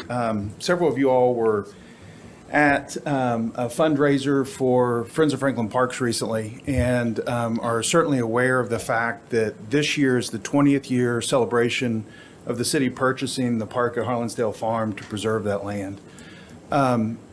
When that was purchased, there was not a village green concept. The city worked with the landowner to preserve 200 acres and really set up the northern gateway into the city of Franklin. Lo and behold, there's a farm on the south side of Franklin that's over 300 acres that's owned by the same family, the Harlan family. We have known them for quite some time and are working with them and working with staff closely to move forward with these requested changes. But one of the things that we thought was really interesting is that 20 years later, the Harlan family has an opportunity to preserve over 200 acres on a 311-acre farm because of the new land use policies that Franklin has adopted as part of Envision Franklin, with specifically the Village Green opportunity. So here's an opportunity where the city is no longer being requested to go out and acquire land, but is kind of out in front of the land use process, and something that I know we as development professionals, whether it be on this property or others, are celebrating. Franklin Tomorrow is celebrating this fall a return of some folks here to talk about how progressive Envision Franklin and the land use policies are that you all have adopted, and so we want to just applaud you for that. With regard to what you'll hear from Greg, we think there's 3 changes that have occurred since Envision Franklin was originally adopted that are appropriate for you all to consider for this property. First is the interlocal agreement that was recently approved by the city of Franklin and all of the municipalities within Williamson County and the county to change the urban growth boundary and to shrink the space on the southwest side of town. Coupling with that is the city of Franklin's Water and Sewer Department that has shifted the water and sewer recommendations for this area. Instead of sewering it to West Haven, there's a totally new path that's being proposed by the Water and Sewer Department. And finally, Village Green didn't exist a year ago. And so with those changes, we think it's a very appropriate time to make this request and really look at the opportunity to preserve huge swaths of land within Franklin. Greg's going to present on that, but I think one thing I wanted to just touch on briefly that Andrew spoke to, we are certainly aware, it came up during public meetings. We look forward to working with staff. We've been in a ton of conversations with them thus far, including some last week with the engineering department. All of the roadway and access questions are great questions and comments that we want to address. The recommendation that we've received from engineering thus far is that those would be discussed during the development plan conversation, not during the Envision Franklin discussion. So we look forward to really rolling up our sleeves. We have multiple access points secured to come in and out of this property. I know Greg spoke to this at one of the votes recently. We didn't really have an opportunity to present that or to discuss that, but that's something that we look forward to showing in more detail as this plan moves forward, and working closely with staff and the neighbors and everybody else to make sure that it's a project where the infrastructure is developed ahead and in phases with development, instead of development getting ahead of the infrastructure and the other way around. So with that, Greg's going to show some slides and hopefully help answer any questions. Thank you, Adam. Again, my name is Greg Gamble, and representing Boyle in the proposal for an Envision Franklin plan amendment for this property we've identified as named the Harlan property. I think you have to turn it on first, though. There we go. Okay. The Harlan property, as Adam mentioned, is approximately 300 acres in size, and it is just to the west of what a lot of people know is the Target and Kroger Shopping Center on Columbia Pike. That's kind of the easiest way to think of it. Just below Target there is Hillview Lane. Hillview Lane is recognizable as an old county road, completely covered by tree canopy for the first portion of it, and then Winstead Hill, historic Civil War battlefield park just to the south of that. So this is a very significant area, great rich history, And we believe that Harlan not only is a part of that, is very complementary to that. Village Green, this was just recently added into Envision Franklin. Fantastic policy. We're exploring this. We're understanding it more and more as we not only read the policy but implement this policy. 70% open space. It's a significant amount, but there are clues here that are very, very, very important. In the Village Green design concept, desirable natural features should be identified first and set aside as a part of the required 70% open space. That's key. As a land planner and working with Boyle, we go to the property and we say, this is what needs to be set aside. This is what doesn't need to be developed. This is what is going to capture the rural character. This is what's going to preserve the woodlands. These are the areas that we need to set aside, protect, preserve. What do we have left? Now we have a development footprint.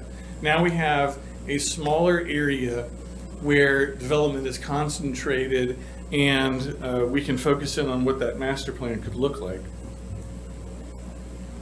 We know the intent behind Envision Franklin is to create a special place, a place that provides a mixture of housing types, that provides homes in a diversity of economic opportunities within the neighborhood, that provides commercial at a very local level, commercial that meets your needs, that allows pedestrians immediate access to sundries, services, maybe daycare, all right within the community. So we do understand that intent behind Village Green. I have a handout that I want to hand out to you real quick. This focuses in on an area that you can see on this map that is kind of ghosted in green. This area that's ghosted in green was previously the extent of the urban growth boundary. This urban growth boundary included South Hall. Y'all may be familiar with South Hall, the hospitality venue.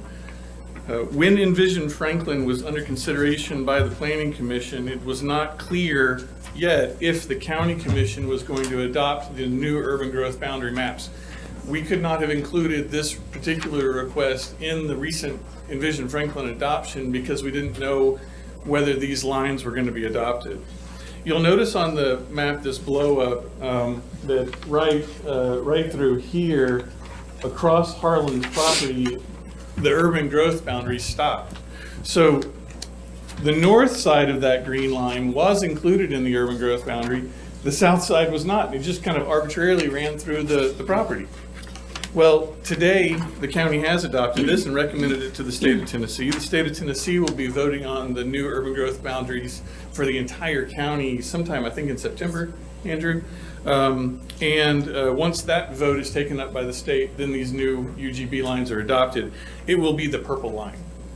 This is one area of the city of Franklin where the UGB shrank significantly. And it shrank because this development along Carter's Creek Pike, specifically South Hall, had already occurred. It's very unlikely the city of Franklin is going to annex that property in the future. This changed the sewer basin for the area, made it smaller. What that means is that Harlan property will now be at the end of the sewer basin. A pump station located on the property of Harlan will be able to capture much of this basin and through a pump station directed to the gravity system in the city of Franklin. That would not have been possible prior to this urban growth boundary change. So that's a pretty significant change, and we couldn't have brought that to you until now, until we knew that these lines were adopted.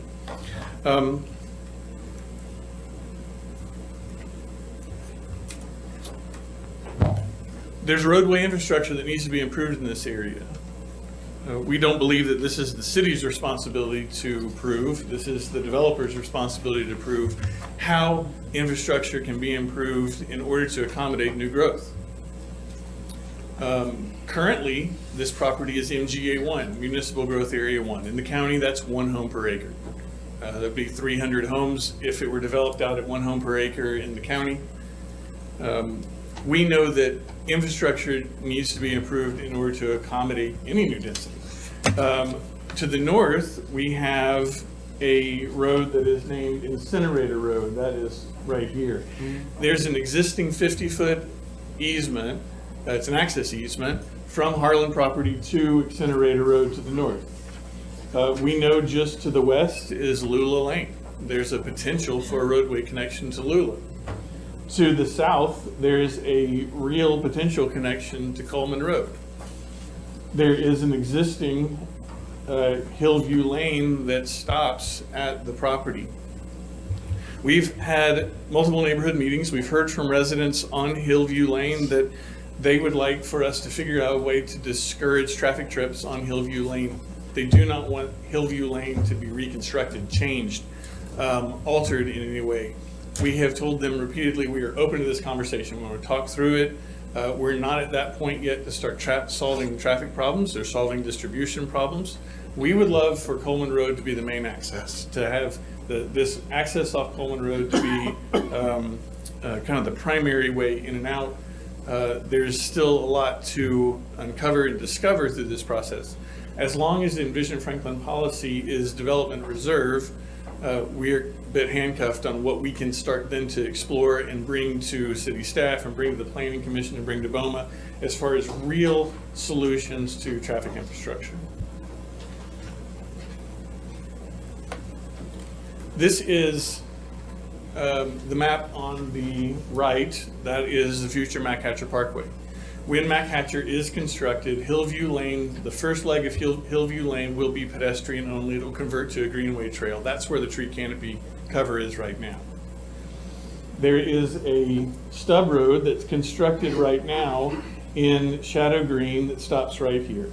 That road would continue to a new intersection on Mac Hatcher Parkway and a new road somewhere in here. This is graphic, so it's just a representation of showing a connection, but a road somewhere in here would connect to Mac Hatcher Parkway, and Hillview Lane would stop at a cul-de-sac right here. So here we have a four-way intersection, and that would be in the future once Mac Hatcher is constructed. So that would be, yeah, and these are this plan here on the left side is before Mac Hatcher Parkway is constructed. These are plans that have been provided to us on how connectivity could take place. But with Mac Hatcher coming through, that was a part of Mac Hatcher's initial study, I don't know, maybe 20 years ago when it was put together. That was the result of that meeting. This map here shows water and sewer infrastructure. The orange line here showing sewer line. This is information provided to us by the City of Franklin Water and Sewer Department on where they think that route might work for the sewer. We also have HB and TS water line routes. We have existing water lines on the property, but we know that those water lines will need to be upgraded to meet the City of Franklin's requirements. We are required by the City of Franklin to turn in a concept plan on what we think this might look like with an Envision Franklin plan request. This is obviously a work in progress. We are looking at a mixture of single-family homes, townhomes, small multifamily buildings, mixed-use buildings, commercial at a very neighborhood scale, commercial nodes that are walkable. What is significant about this plan is its footprint within the 300 acres. This represents to you the 70% open space that would be set aside and the protection of that rural context. You can see how we have focused this development plan and pattern into the valley of the property. We have been really trying to understand what it is to be a village green. We have some renderings that you'll be seeing as we move forward and presenting in the development plan, and we'll get into the development plan in more detail with the next proposal. But there will be a mixture of small lots for attainable pricing and larger, more estate lots with more grand open space, front yards, backyards. We have lots as large as an acre or more as a part of this master plan.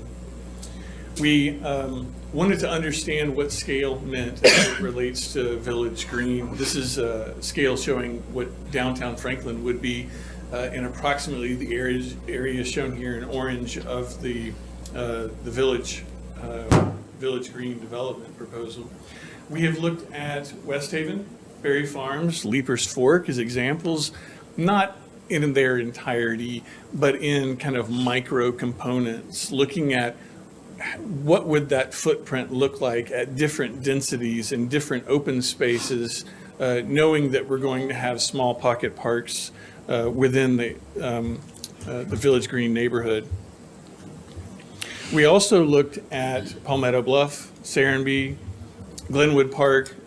These are obviously not in Franklin, but they're great examples of what you could think of as a Village Green concept of creating a little neighborhood node and looking at the densities as they might relate to West Haven, Berry Farms, and Leapers Fork.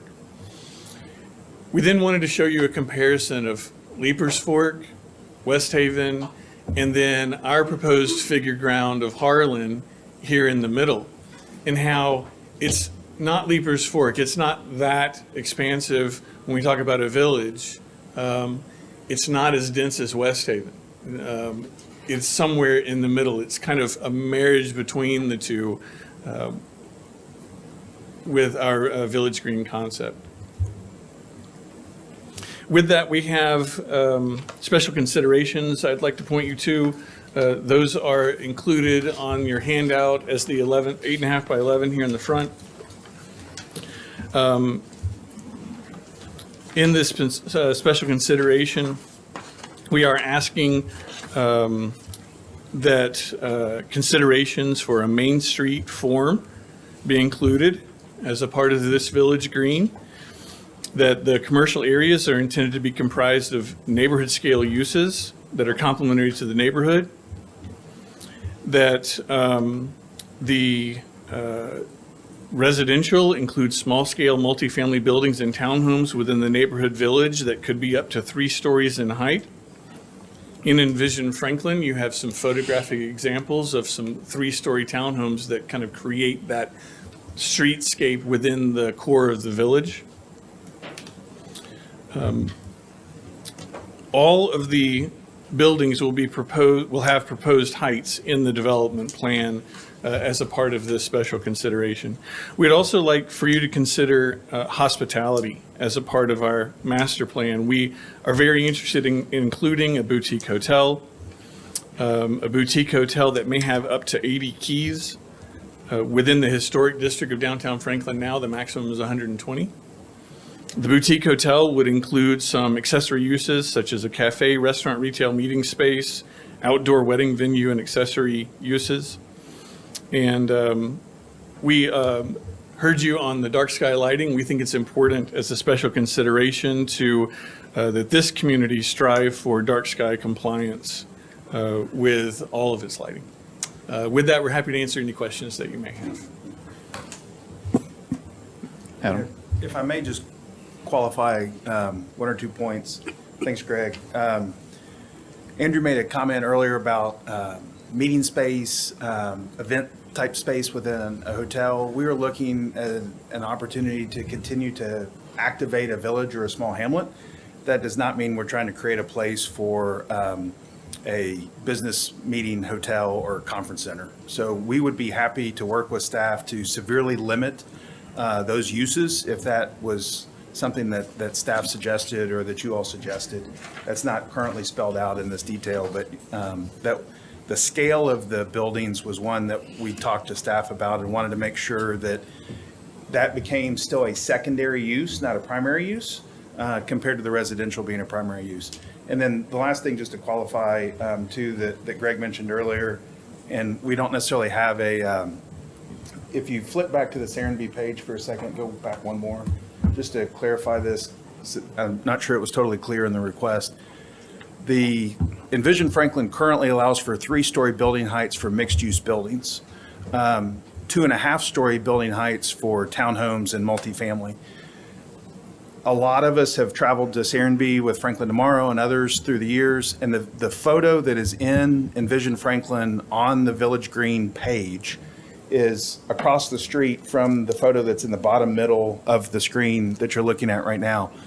Just to point out, the way Envision Franklin is currently written, we could not build what is on the screen and in your Envision Franklin photo because of the restriction.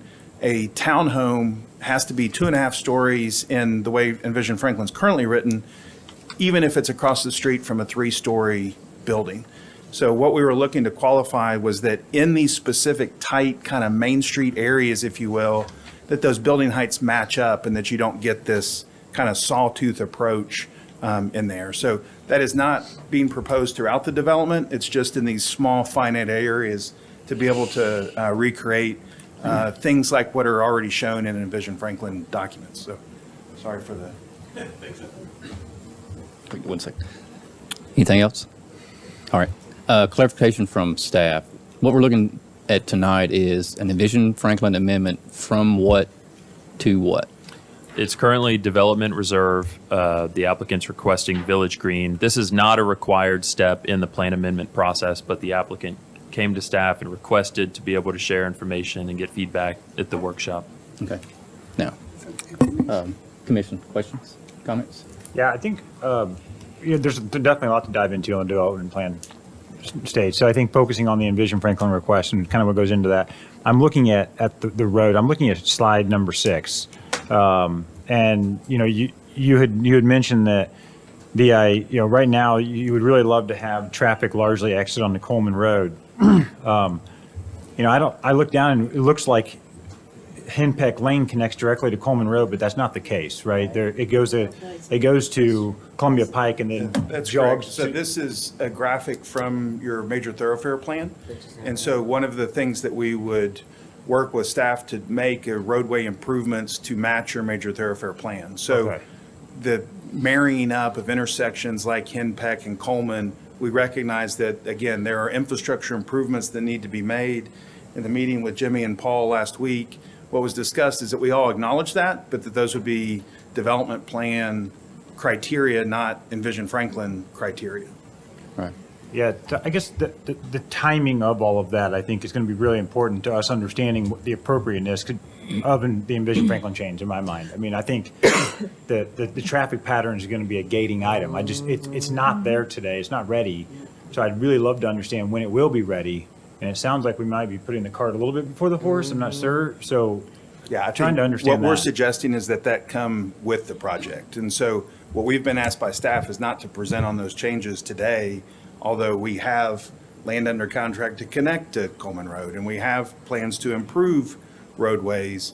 Those would be conditions of approval placed on the development plan, not Okay. during Envision Franklin. While those specifics may be better addressed with the development plan, something that Andrew did say in his comments at the beginning is that with this Envision Franklin plan amendment, staff is still considering where access is provided to the site. And we are still weighing that as we review this and continue to go through the review process. So we are looking at, will the site have access to a collector or arterial, or will it not? There are questions in our mind that come into play with certain uses. So we don't have a recommendation at this point, but we are still discussing this internally. And we really appreciate having some feedback from you on other things we should be discussing as well related to access. I think that's the main point for me as well, I think. And I'm not offering an opinion one way or the other. That is a big unknown that I really need to have visibility into. Commissioner McLemore. And looking at slide 8, the infrastructure, how will that affect Hillview Lane? How many residents over there? 16? And then road is very narrow. I went for the first time in my life to that road a year ago, and I said I wasn't ever going back. I mean, it is so narrow, only one car. I mean, Yeah, so again, Hillview Lane infrastructure conversations need to take place.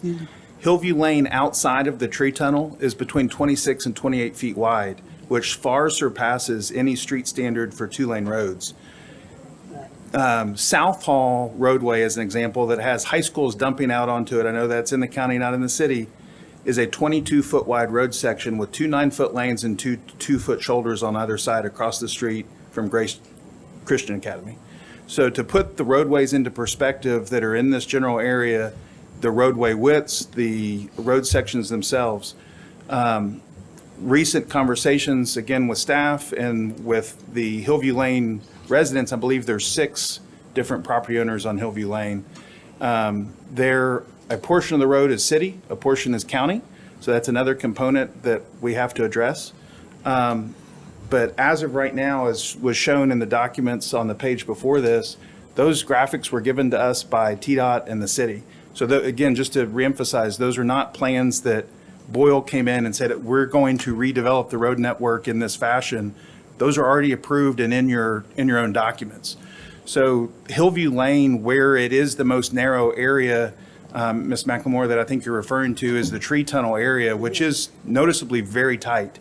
We don't have any intention of running traffic up and down that section of road, and look to make roadway improvements as identified already in your major thoroughfare plan. So hopefully that makes sense. I guess I was asking about the infrastructure, how will it affect Hillview Lane if this is approved and you start putting in the sewer and the water and?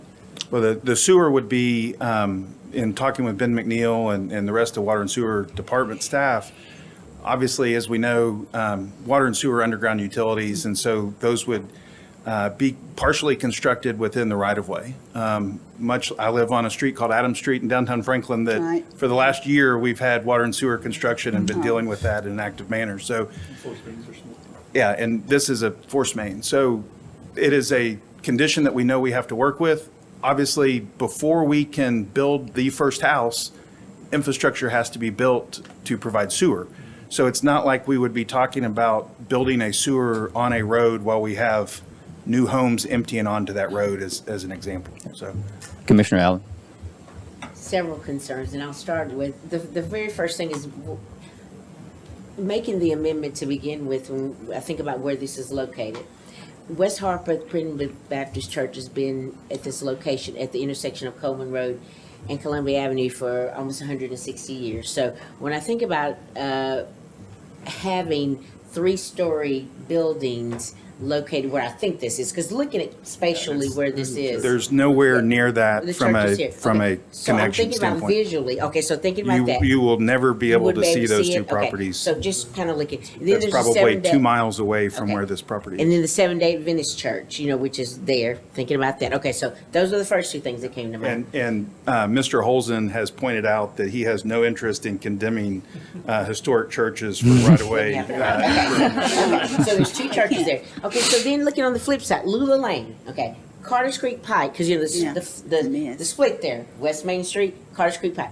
going down to Lula Lane. You talk about Hillview Lane is nothing compared to Lula Lane. So when you're thinking about, so I'm looking here, you're thinking about the extension there, County Road, it's about 2 inches wide there, right? So thinking about the impact on the access roads that we're talking about, which we have no control over, right? So thinking about putting that there, and it's just looking at, the access to this piece of property. And then you were talking about, that the residents, and I understand them having some issues with Hillview Lane, being the primary access there. So Nick, I see quite a few problems with this site. If Hillview Lane, which in my mind would be the perfect, if you had to pick a place, Coleman Road wouldn't be it. Lula Lane definitely wouldn't be it, right? Because even if you were to make Lula Lane 50 foot wide, coming down Carter Street Pike to get there, wouldn't. So I'm just kind of giving you my thoughts so far at first glance to this. I think we understand there are hurdles. I think that the development plan is certainly the opportunity to bring forward those hurdles to the Planning Commission in Beaumont. I think our question tonight is, with this new policy of 70% open space, creating this village, is this an appropriate place to start to see that transition from the city of Franklin to the more rural county area? And we believe that we have come a long way in solving a lot of the questions that you have on the table tonight. But we really need to spend more time with the City of Franklin engineering, planning staff, vetting through the next step. Alderman Baggett. So I think, and you said, let me ask this question. You said that you hope that Coleman Road would be a primary entrance? Because what I've heard from the residents is a Hillview Lane, but that, it would be a hope. But we're getting there. But again, even if you can answer that question, but I know you said that before. I don't know all of the road access network. When we approved, or y'all approved Envision Franklin, that we didn't look at all of these kind of the intricacies of the road networks into the properties based on that. So we were looking at how the land use, if it's appropriate. And so I respect the fact that we all have concerns about the the road network, but I want to point out a couple things. If you go back to number 10, just want to make sure, because we're looking at these diagrams with little black houses, but on 10, so all those little squares, just so that that is just in that one area. Can you show us where just all these squares are located? That we're looking at the density? Mhm. Now, I've heard some people say that Village Green is going to provide mass overwhelming commercial. Where's that in your depiction? Overwhelming commercial, where's that located? We have a small commercial note here, Okay. and then we have on the park, and then we have a pedestrian connection back to a smaller neighborhood note here. So I would expect there to be some village shops and some. Yeah, but I guess what I'm saying is that we've heard a lot of comments about Village Green being overwhelming commercial. Now I haven't seen it yet on this, and I think y'all have done a great job of displaying what this is, in the mixture, quite frankly, of single family and commercial. We've seen some that I think we're going to have to work through this as a staff and make tweaks, because I've seen some other possibilities of, actually there's a public meeting the other night with one Village Green concept, and it was all multifamily. Well, didn't go over so well. This is in the vein of what Village Green is supposed to be. Now go back to that number 10. So what was, And I think, I'm sorry, Really Patrick, quick. just to clarify something, because this came up with staff, there was a comment, or not a comment, there, if you really zoom in and look at the previous slide, there's words on there like post office and things like that. So unless we convince the Browns to come start a new post office, which we're not trying to do, that was, things like that are intended to be for the residential subdivision. Yeah. So currently there is a Thank- requirement to put gang mailboxes in. We don't really have any intent of just ganging mailboxes randomly on the side of the road as opposed to aggregating them into a post office. So that was more of a generic term, not a Thank you. commercial. That's good. So tell me what is the rest, so if that's all the squares are in that, or the squares that you're showing us is the density, what's happening in these other are these the single family and these other nodes down in the far right, single family mostly? Yes, sir. So the southeast corner, the eastern corner, and the northern corner, we're trying to get back out to much larger lots. So the southeast corner are lots that are acre and a half. Those are more in line with the rendering that was kind of a bird's eye rendering that was shown a few slides before. Maybe one more slide back. Where's that perspective? Oh, no, the rent, this thing here. So those are like acre and a half lots. So other than maybe Echo Estates behind Battleground Academy, there's really not 200-foot wide residential lots within Franklin. There are other lots that are on the north and west sides that are more 2 to 5 acre lots. So again, trying to make sure that we're clustering any of the density, so to speak, within the village core, and that as we move out, they're much larger single-family lots that more are in keeping with the county buildings and development that are around them, if that makes sense. Thank you. The last, I really got to, last thing, is commercial, Village Green says commercial uses within the Village Green concept should serve the village and surrounding areas, but should not generate significant regional traffic. Staff, does that define, I think this is the main thing I think we're all going to be thinking about, which is generating regional traffic. And I think this land use is actually appropriate, but I do think, and I think this is what you said, is that the traffic network and systems, and quite frankly, I think us all holding to that, making sure it doesn't generate significant regional traffic is going to be really important.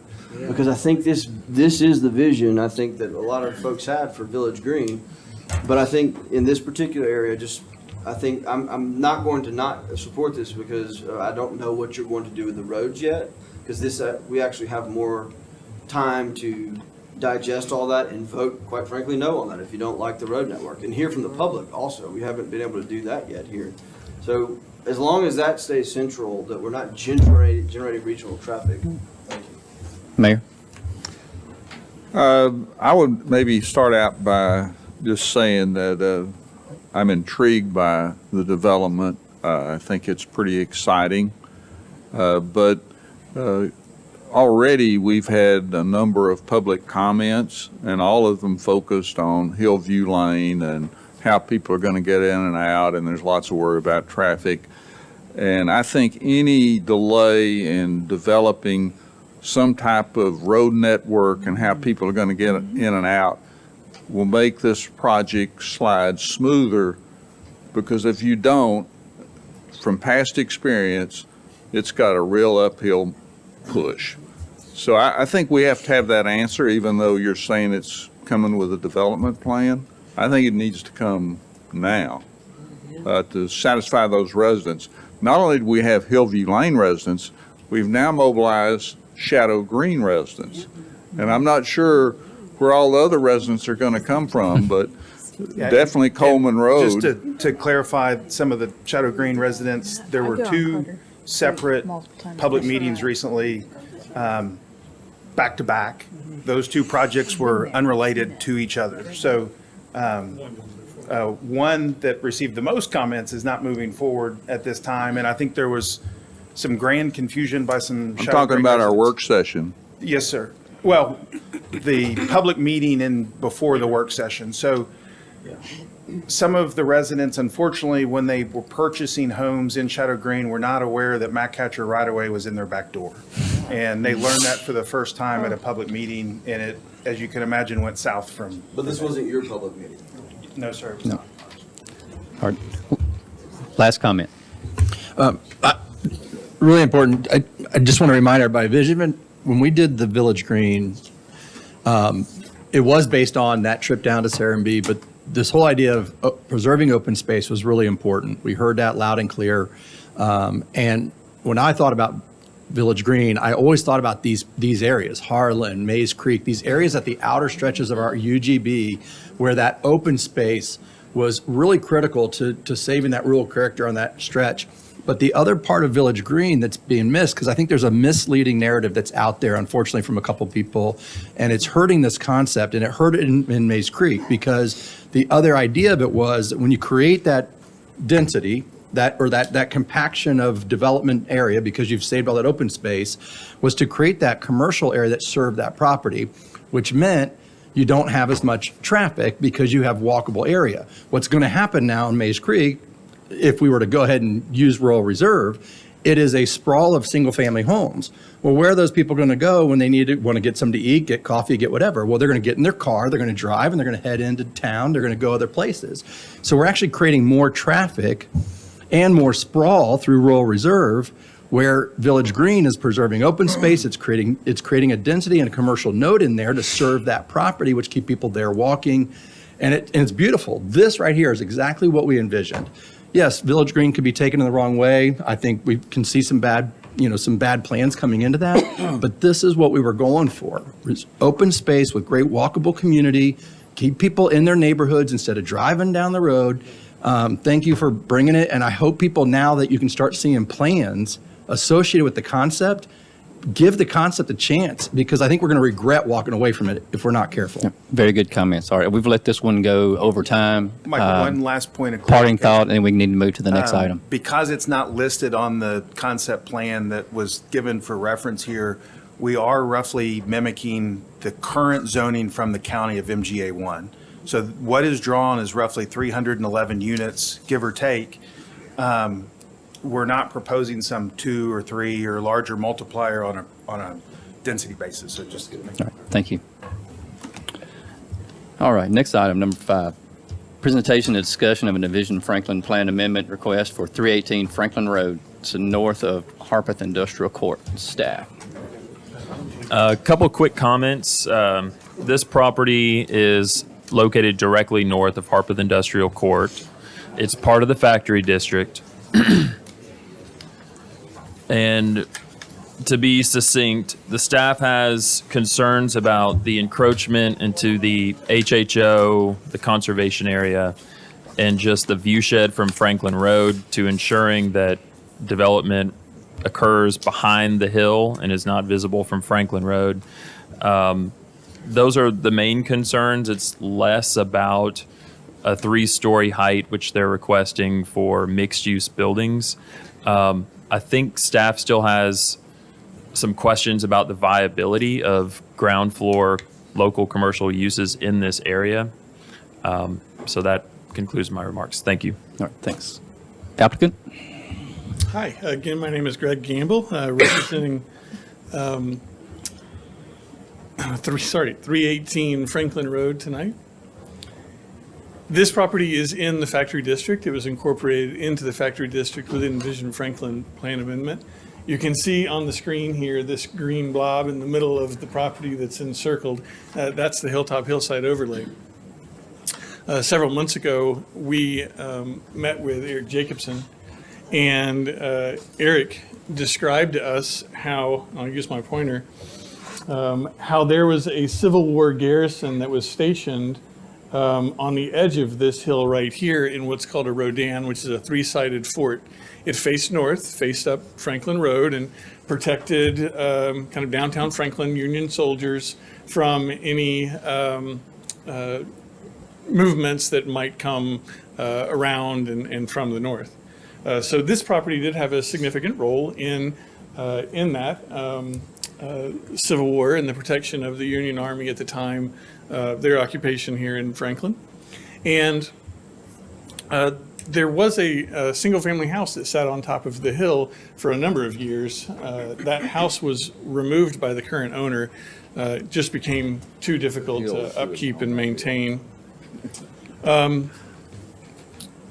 The guiding principles in Envision Franklin for this property say that currently single-family residential duplexes, townhomes, small-scale multifamily, and accessory dwellings are the supported uses north of Morningside Drive. Those are all residential uses.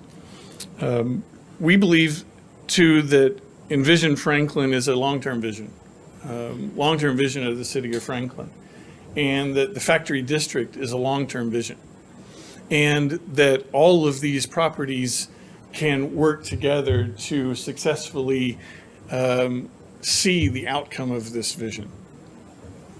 To the south of Liberty Pike, we have Jameson Station. Those are 3-story multifamily buildings. They have a 4th level tuck under parking that's underneath the bottom of those buildings. You can see here in our concept sketch to the north of Harpeth Industrial, we have some buildings that are slightly smaller in footprint, but the intent there is to have a commercial ground floor that would offer some personal service office opportunities. Right now, all of the office spaces that are in Jameson Station are occupied. There's no opportunities like that to have 2,500 square feet that a small business owner can use for their office space or create that small business. It's not there. Also, we have a hard time envisioning single-family duplexes and townhomes in this proximity to the railroad track. We believe that it would be very appropriate to have them more on the 2nd or third level. Again, in keeping with this character of what Jameson Station is, which is also part of the factory district. So to have that ground floor office, commercial space, and then the upper level residential above, maintaining that 3-story character.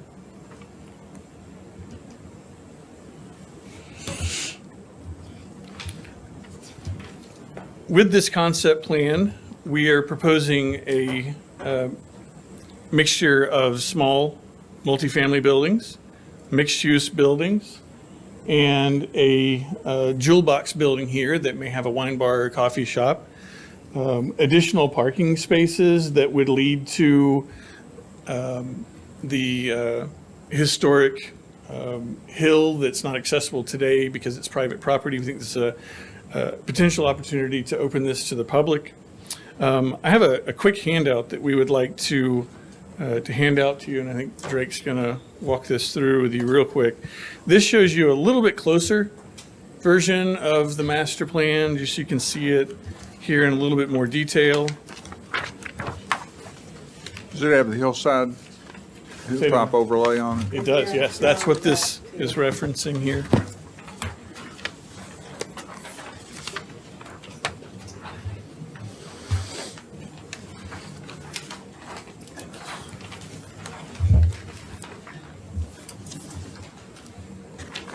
We absolutely agree that the view shed on Franklin Road is a valuable amenity to the city of Franklin, especially along Franklin Road and its context with Harlemsdale across the street. Right now, Envision Franklin says that new development should occur behind the hill. And we're working with staff right now to better articulate what behind the hill means. On this first 11 by 17 map that we have, we're showing a distance of 500 feet from Franklin Road. The actual hillside overlay line, the back of this, all the way back to the back of the circle there, that's a distance of about 700 feet. If you look on the next page, we're providing a little bit more information about the hilltop in this area. The slopes vary. We have some 10% slopes, 8.5% slopes as we move toward the back. Again, this is the area of the hill that you don't experience when you're driving down Franklin Road. This is out of view. It sits in the back out of context. 8% slope is the maximum slope for a handicap accessible ramp. So this is not a very steep area here in the back. We believe that there is opportunity for respectfully preserving the hillside overlay, but are questioning along those more shallow slopes if that's an area that could be considered maybe in a different way with the development plan proposal in the future. We know that any modification of standards to HHO does require a rezoning, but wanted you to have this information as we're looking at the Envision Franklin plan. With this Envision Franklin plan tonight, again, this property is in the factory district. We are asking for a special consideration, and I've added that as the 8.5 by 11 on the front. It states to preserve the rural view shed along Franklin Road corridor. Future development should be situated behind the hill, which is defined as 500 feet from Franklin Road right-of-way. Additional landscaping should be implemented to maintain the rural view shed. Building heights should gradually increase with structures located between 500 and 600 feet from Franklin Road being limited to a maximum of only 25 feet. In addition to residential uses, development behind the hill could include mixed-use buildings with a maximum height of 3 stories, featuring neighborhood commercial spaces on the ground floor and residential units above to supporting activated uses. We had previously included a special consideration that this property had to connect to Harpeth Industrial. Staff said that's already a requirement and did not need to be a special consideration because it's already required. You'll notice as a part of our master plan too, we have implied where a connection could go from from Harpeth Industrial to the factory. The factory has on their development plan a point of connection for future connectivity to the north to Harpeth Industrial. We know that that's being planned.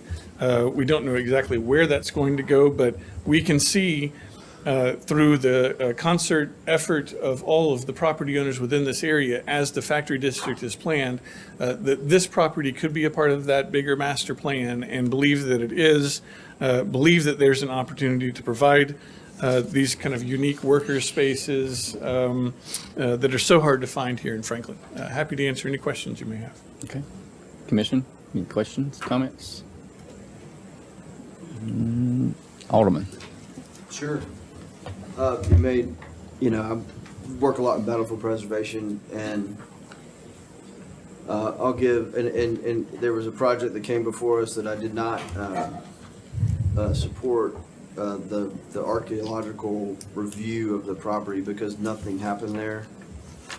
Something did happen here, and there was an actual fort here, the Redan. And I do know that and I think the property owner appreciates it. I think I'm not opposed to something happening here, but I would not be doing the work that I do in my nonprofits for battlefield preservation if I didn't, knowing that there was a Redan here. And I do think probably most of it is encapsulated into the open space, the green space. And I do trust Eric Jacobson too. But I do think, though, would like to see some more documentation that the applicant would maybe provide. Something, I'm not saying do a full study or digging and that kind of thing, but we need to make certain where that fort was. Unfortunately, Eric said that there was a lot of land disturbed. There has been a since lot that of land new house. disturbed, I understand, but I do think that on this one, again, because we know something was here, yeah, the top of the hill probably was graded down to some degree. With the I think house. maybe just more information. I'm not talking about a full-on study. I just want to know a little bit more detail about the history of where the things were, just so I can be sure of that. But I'm not asking you to go digging and doing all that unless you have to understand where it is, or studying or holding things. I just want to know more specifics from some third-party sources, just because we get one shot. We'll see what we can find. Alderman Potts. Thank you, Mr. Vice Chair. So I appreciate what Alderman Baggett just said. This has been my focus. And in front of this board, I try to do some advanced research so that, I just give us a quick summary. I already met with Eric Jacobson, our Franklin Civil War historian, Rick Warwick, the Williamson County historian, regarding this three-sided fort called a Rodan. Just for perspective, the hill elevation is 743 feet. Roper's Knob is 1,006 feet, and the knob adjacent to Roper's Knob is 976. So this makes it the third highest point in the area. All right. I also have a copy of an 1863 map showing the three-sided fort drawn by a Union soldier. The fort was occupied. It was at different points during the war by both Union and Confederate armies. The fort was part of the overall Fort Granger system of defense. Within the walls of the fort, soldiers manned 12 cannons.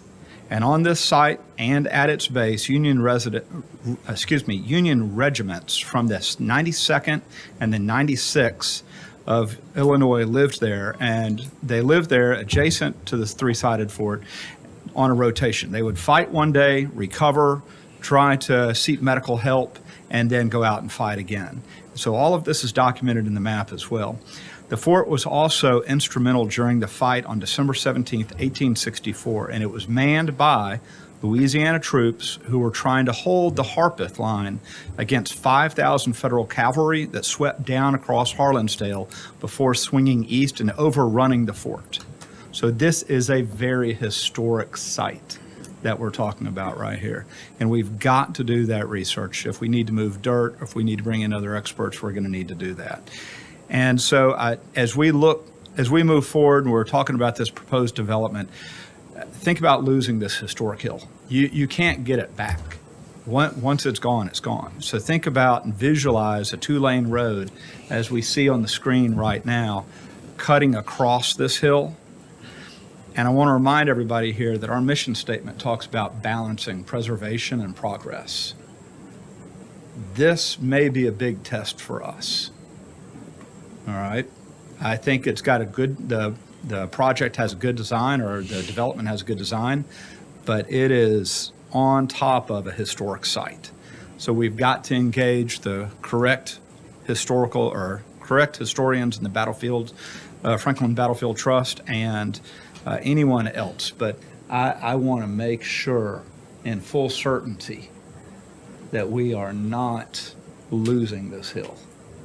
Is your concern about how it crosses the hill? We may be able to bring that down south, but again, this is a concept plan for Envision Franklin. So if that's a concern, we'd love to know that. It's crossing too much. It needs to come south. I think it's a concern where that is. I mean, we've got this huge open space that opens up across from Harlansdale. I don't know how the concept of moving the road would go. I think Morningside Lane that's right there, you're going to have to almost go parallel to it. But what I read came from the two historians. Okay. So just take that into consideration. Last comment. As we're Commissioner driving Franklin Road's gateway into the city, and as we're driving into the city, I just want to make sure there's a reason for building behind the hill, okay? And you look up and then you see all of this building. I remember back in the day when we were driving into the interstate and you look up where the apartments out on Royal Oaks. Right. And everybody talked about the big mistake that was made, that as you drove into Franklin, you looked up and all you saw were these apartments that were to the sky. Welcome to Franklin. And so there's a reason for that. And so I'm gonna have an issue with it. Right now, just off the top of my head, I'm gonna have an issue with changing Envision Franklin for that. Now, maybe when I look more into it, maybe I'll change my mind, but I'll just never get over that Royal Oaks apartment. And, you know, those of you. I think the ground there is 100 feet higher than this. So that's what I said, just I off checked. top. Yeah, right. Off top, Behind I'm the- just saying. behind off the top. hill. So I'm That's gonna fair, just Commissioner put that Allen. out there. We're just looking for understanding what the definition of behind the hill Okay, means. yeah, Right. and we can look- That's and we really can what look we're into asking that. for. I'm What does just- that mean? I'm just saying, yeah, okay, thank you. Behind the hill. And that behind means behind in my, Right. but we can talk about that later because I know we gotta go. But Not anyway, visible. thank you. Thanks, Greg. Is it partly visible? I may not be visible. All right, last item, number 6. Presentation, discussion of an Envision Franklin plan amendment request for 354 Franklin Road, Roper's Knob.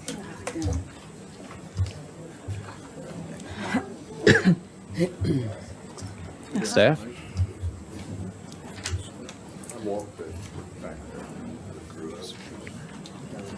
Okay.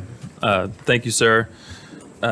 Real quick, this is the large property located between Franklin Road, MacHatcher, and Cool Springs. Y'all may remember it as Mickey Mitchell's old property.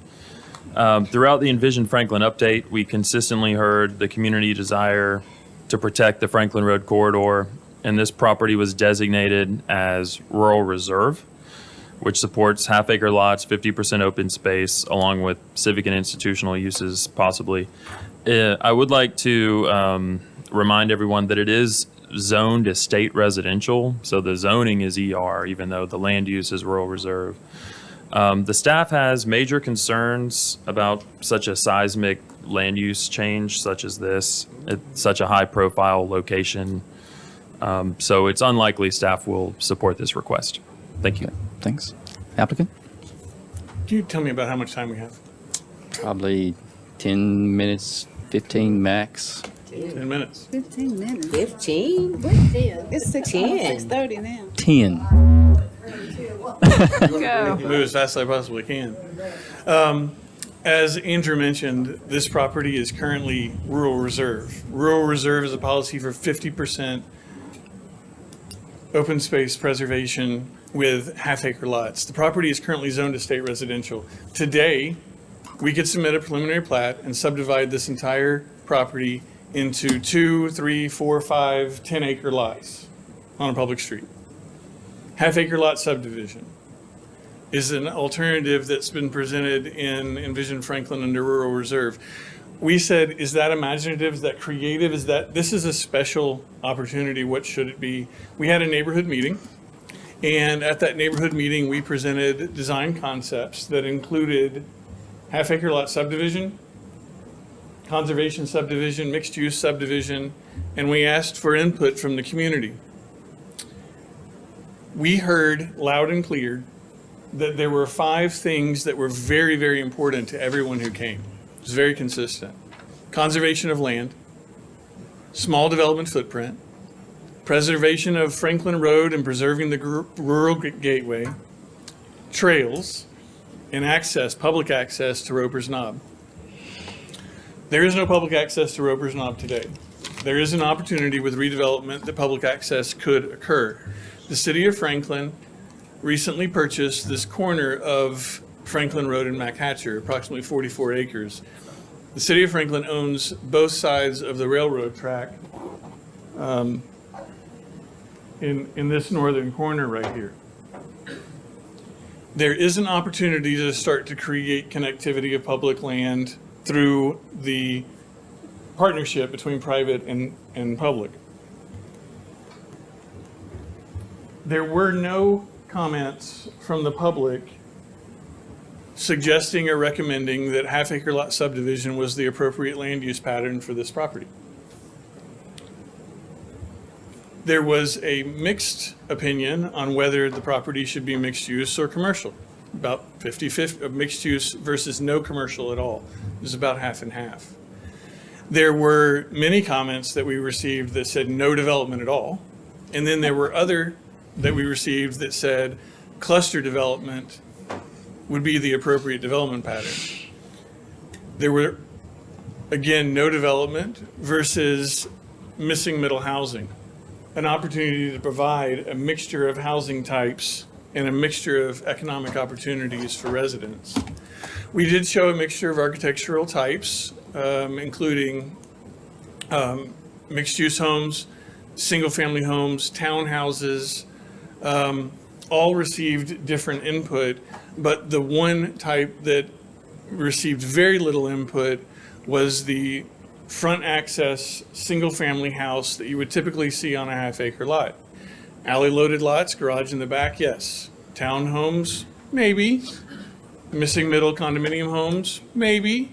We got some mixed reactions on both of those. Village green, neighborhood green, both have different quantities of open space. What we're asking you tonight is rural reserve policy, half-acre lot subdivision, is that the creative potential of this property that we're looking at now? We're required to submit a concept plan for Envision Franklin. This shows connectivity to Franklin Road over the railroad track.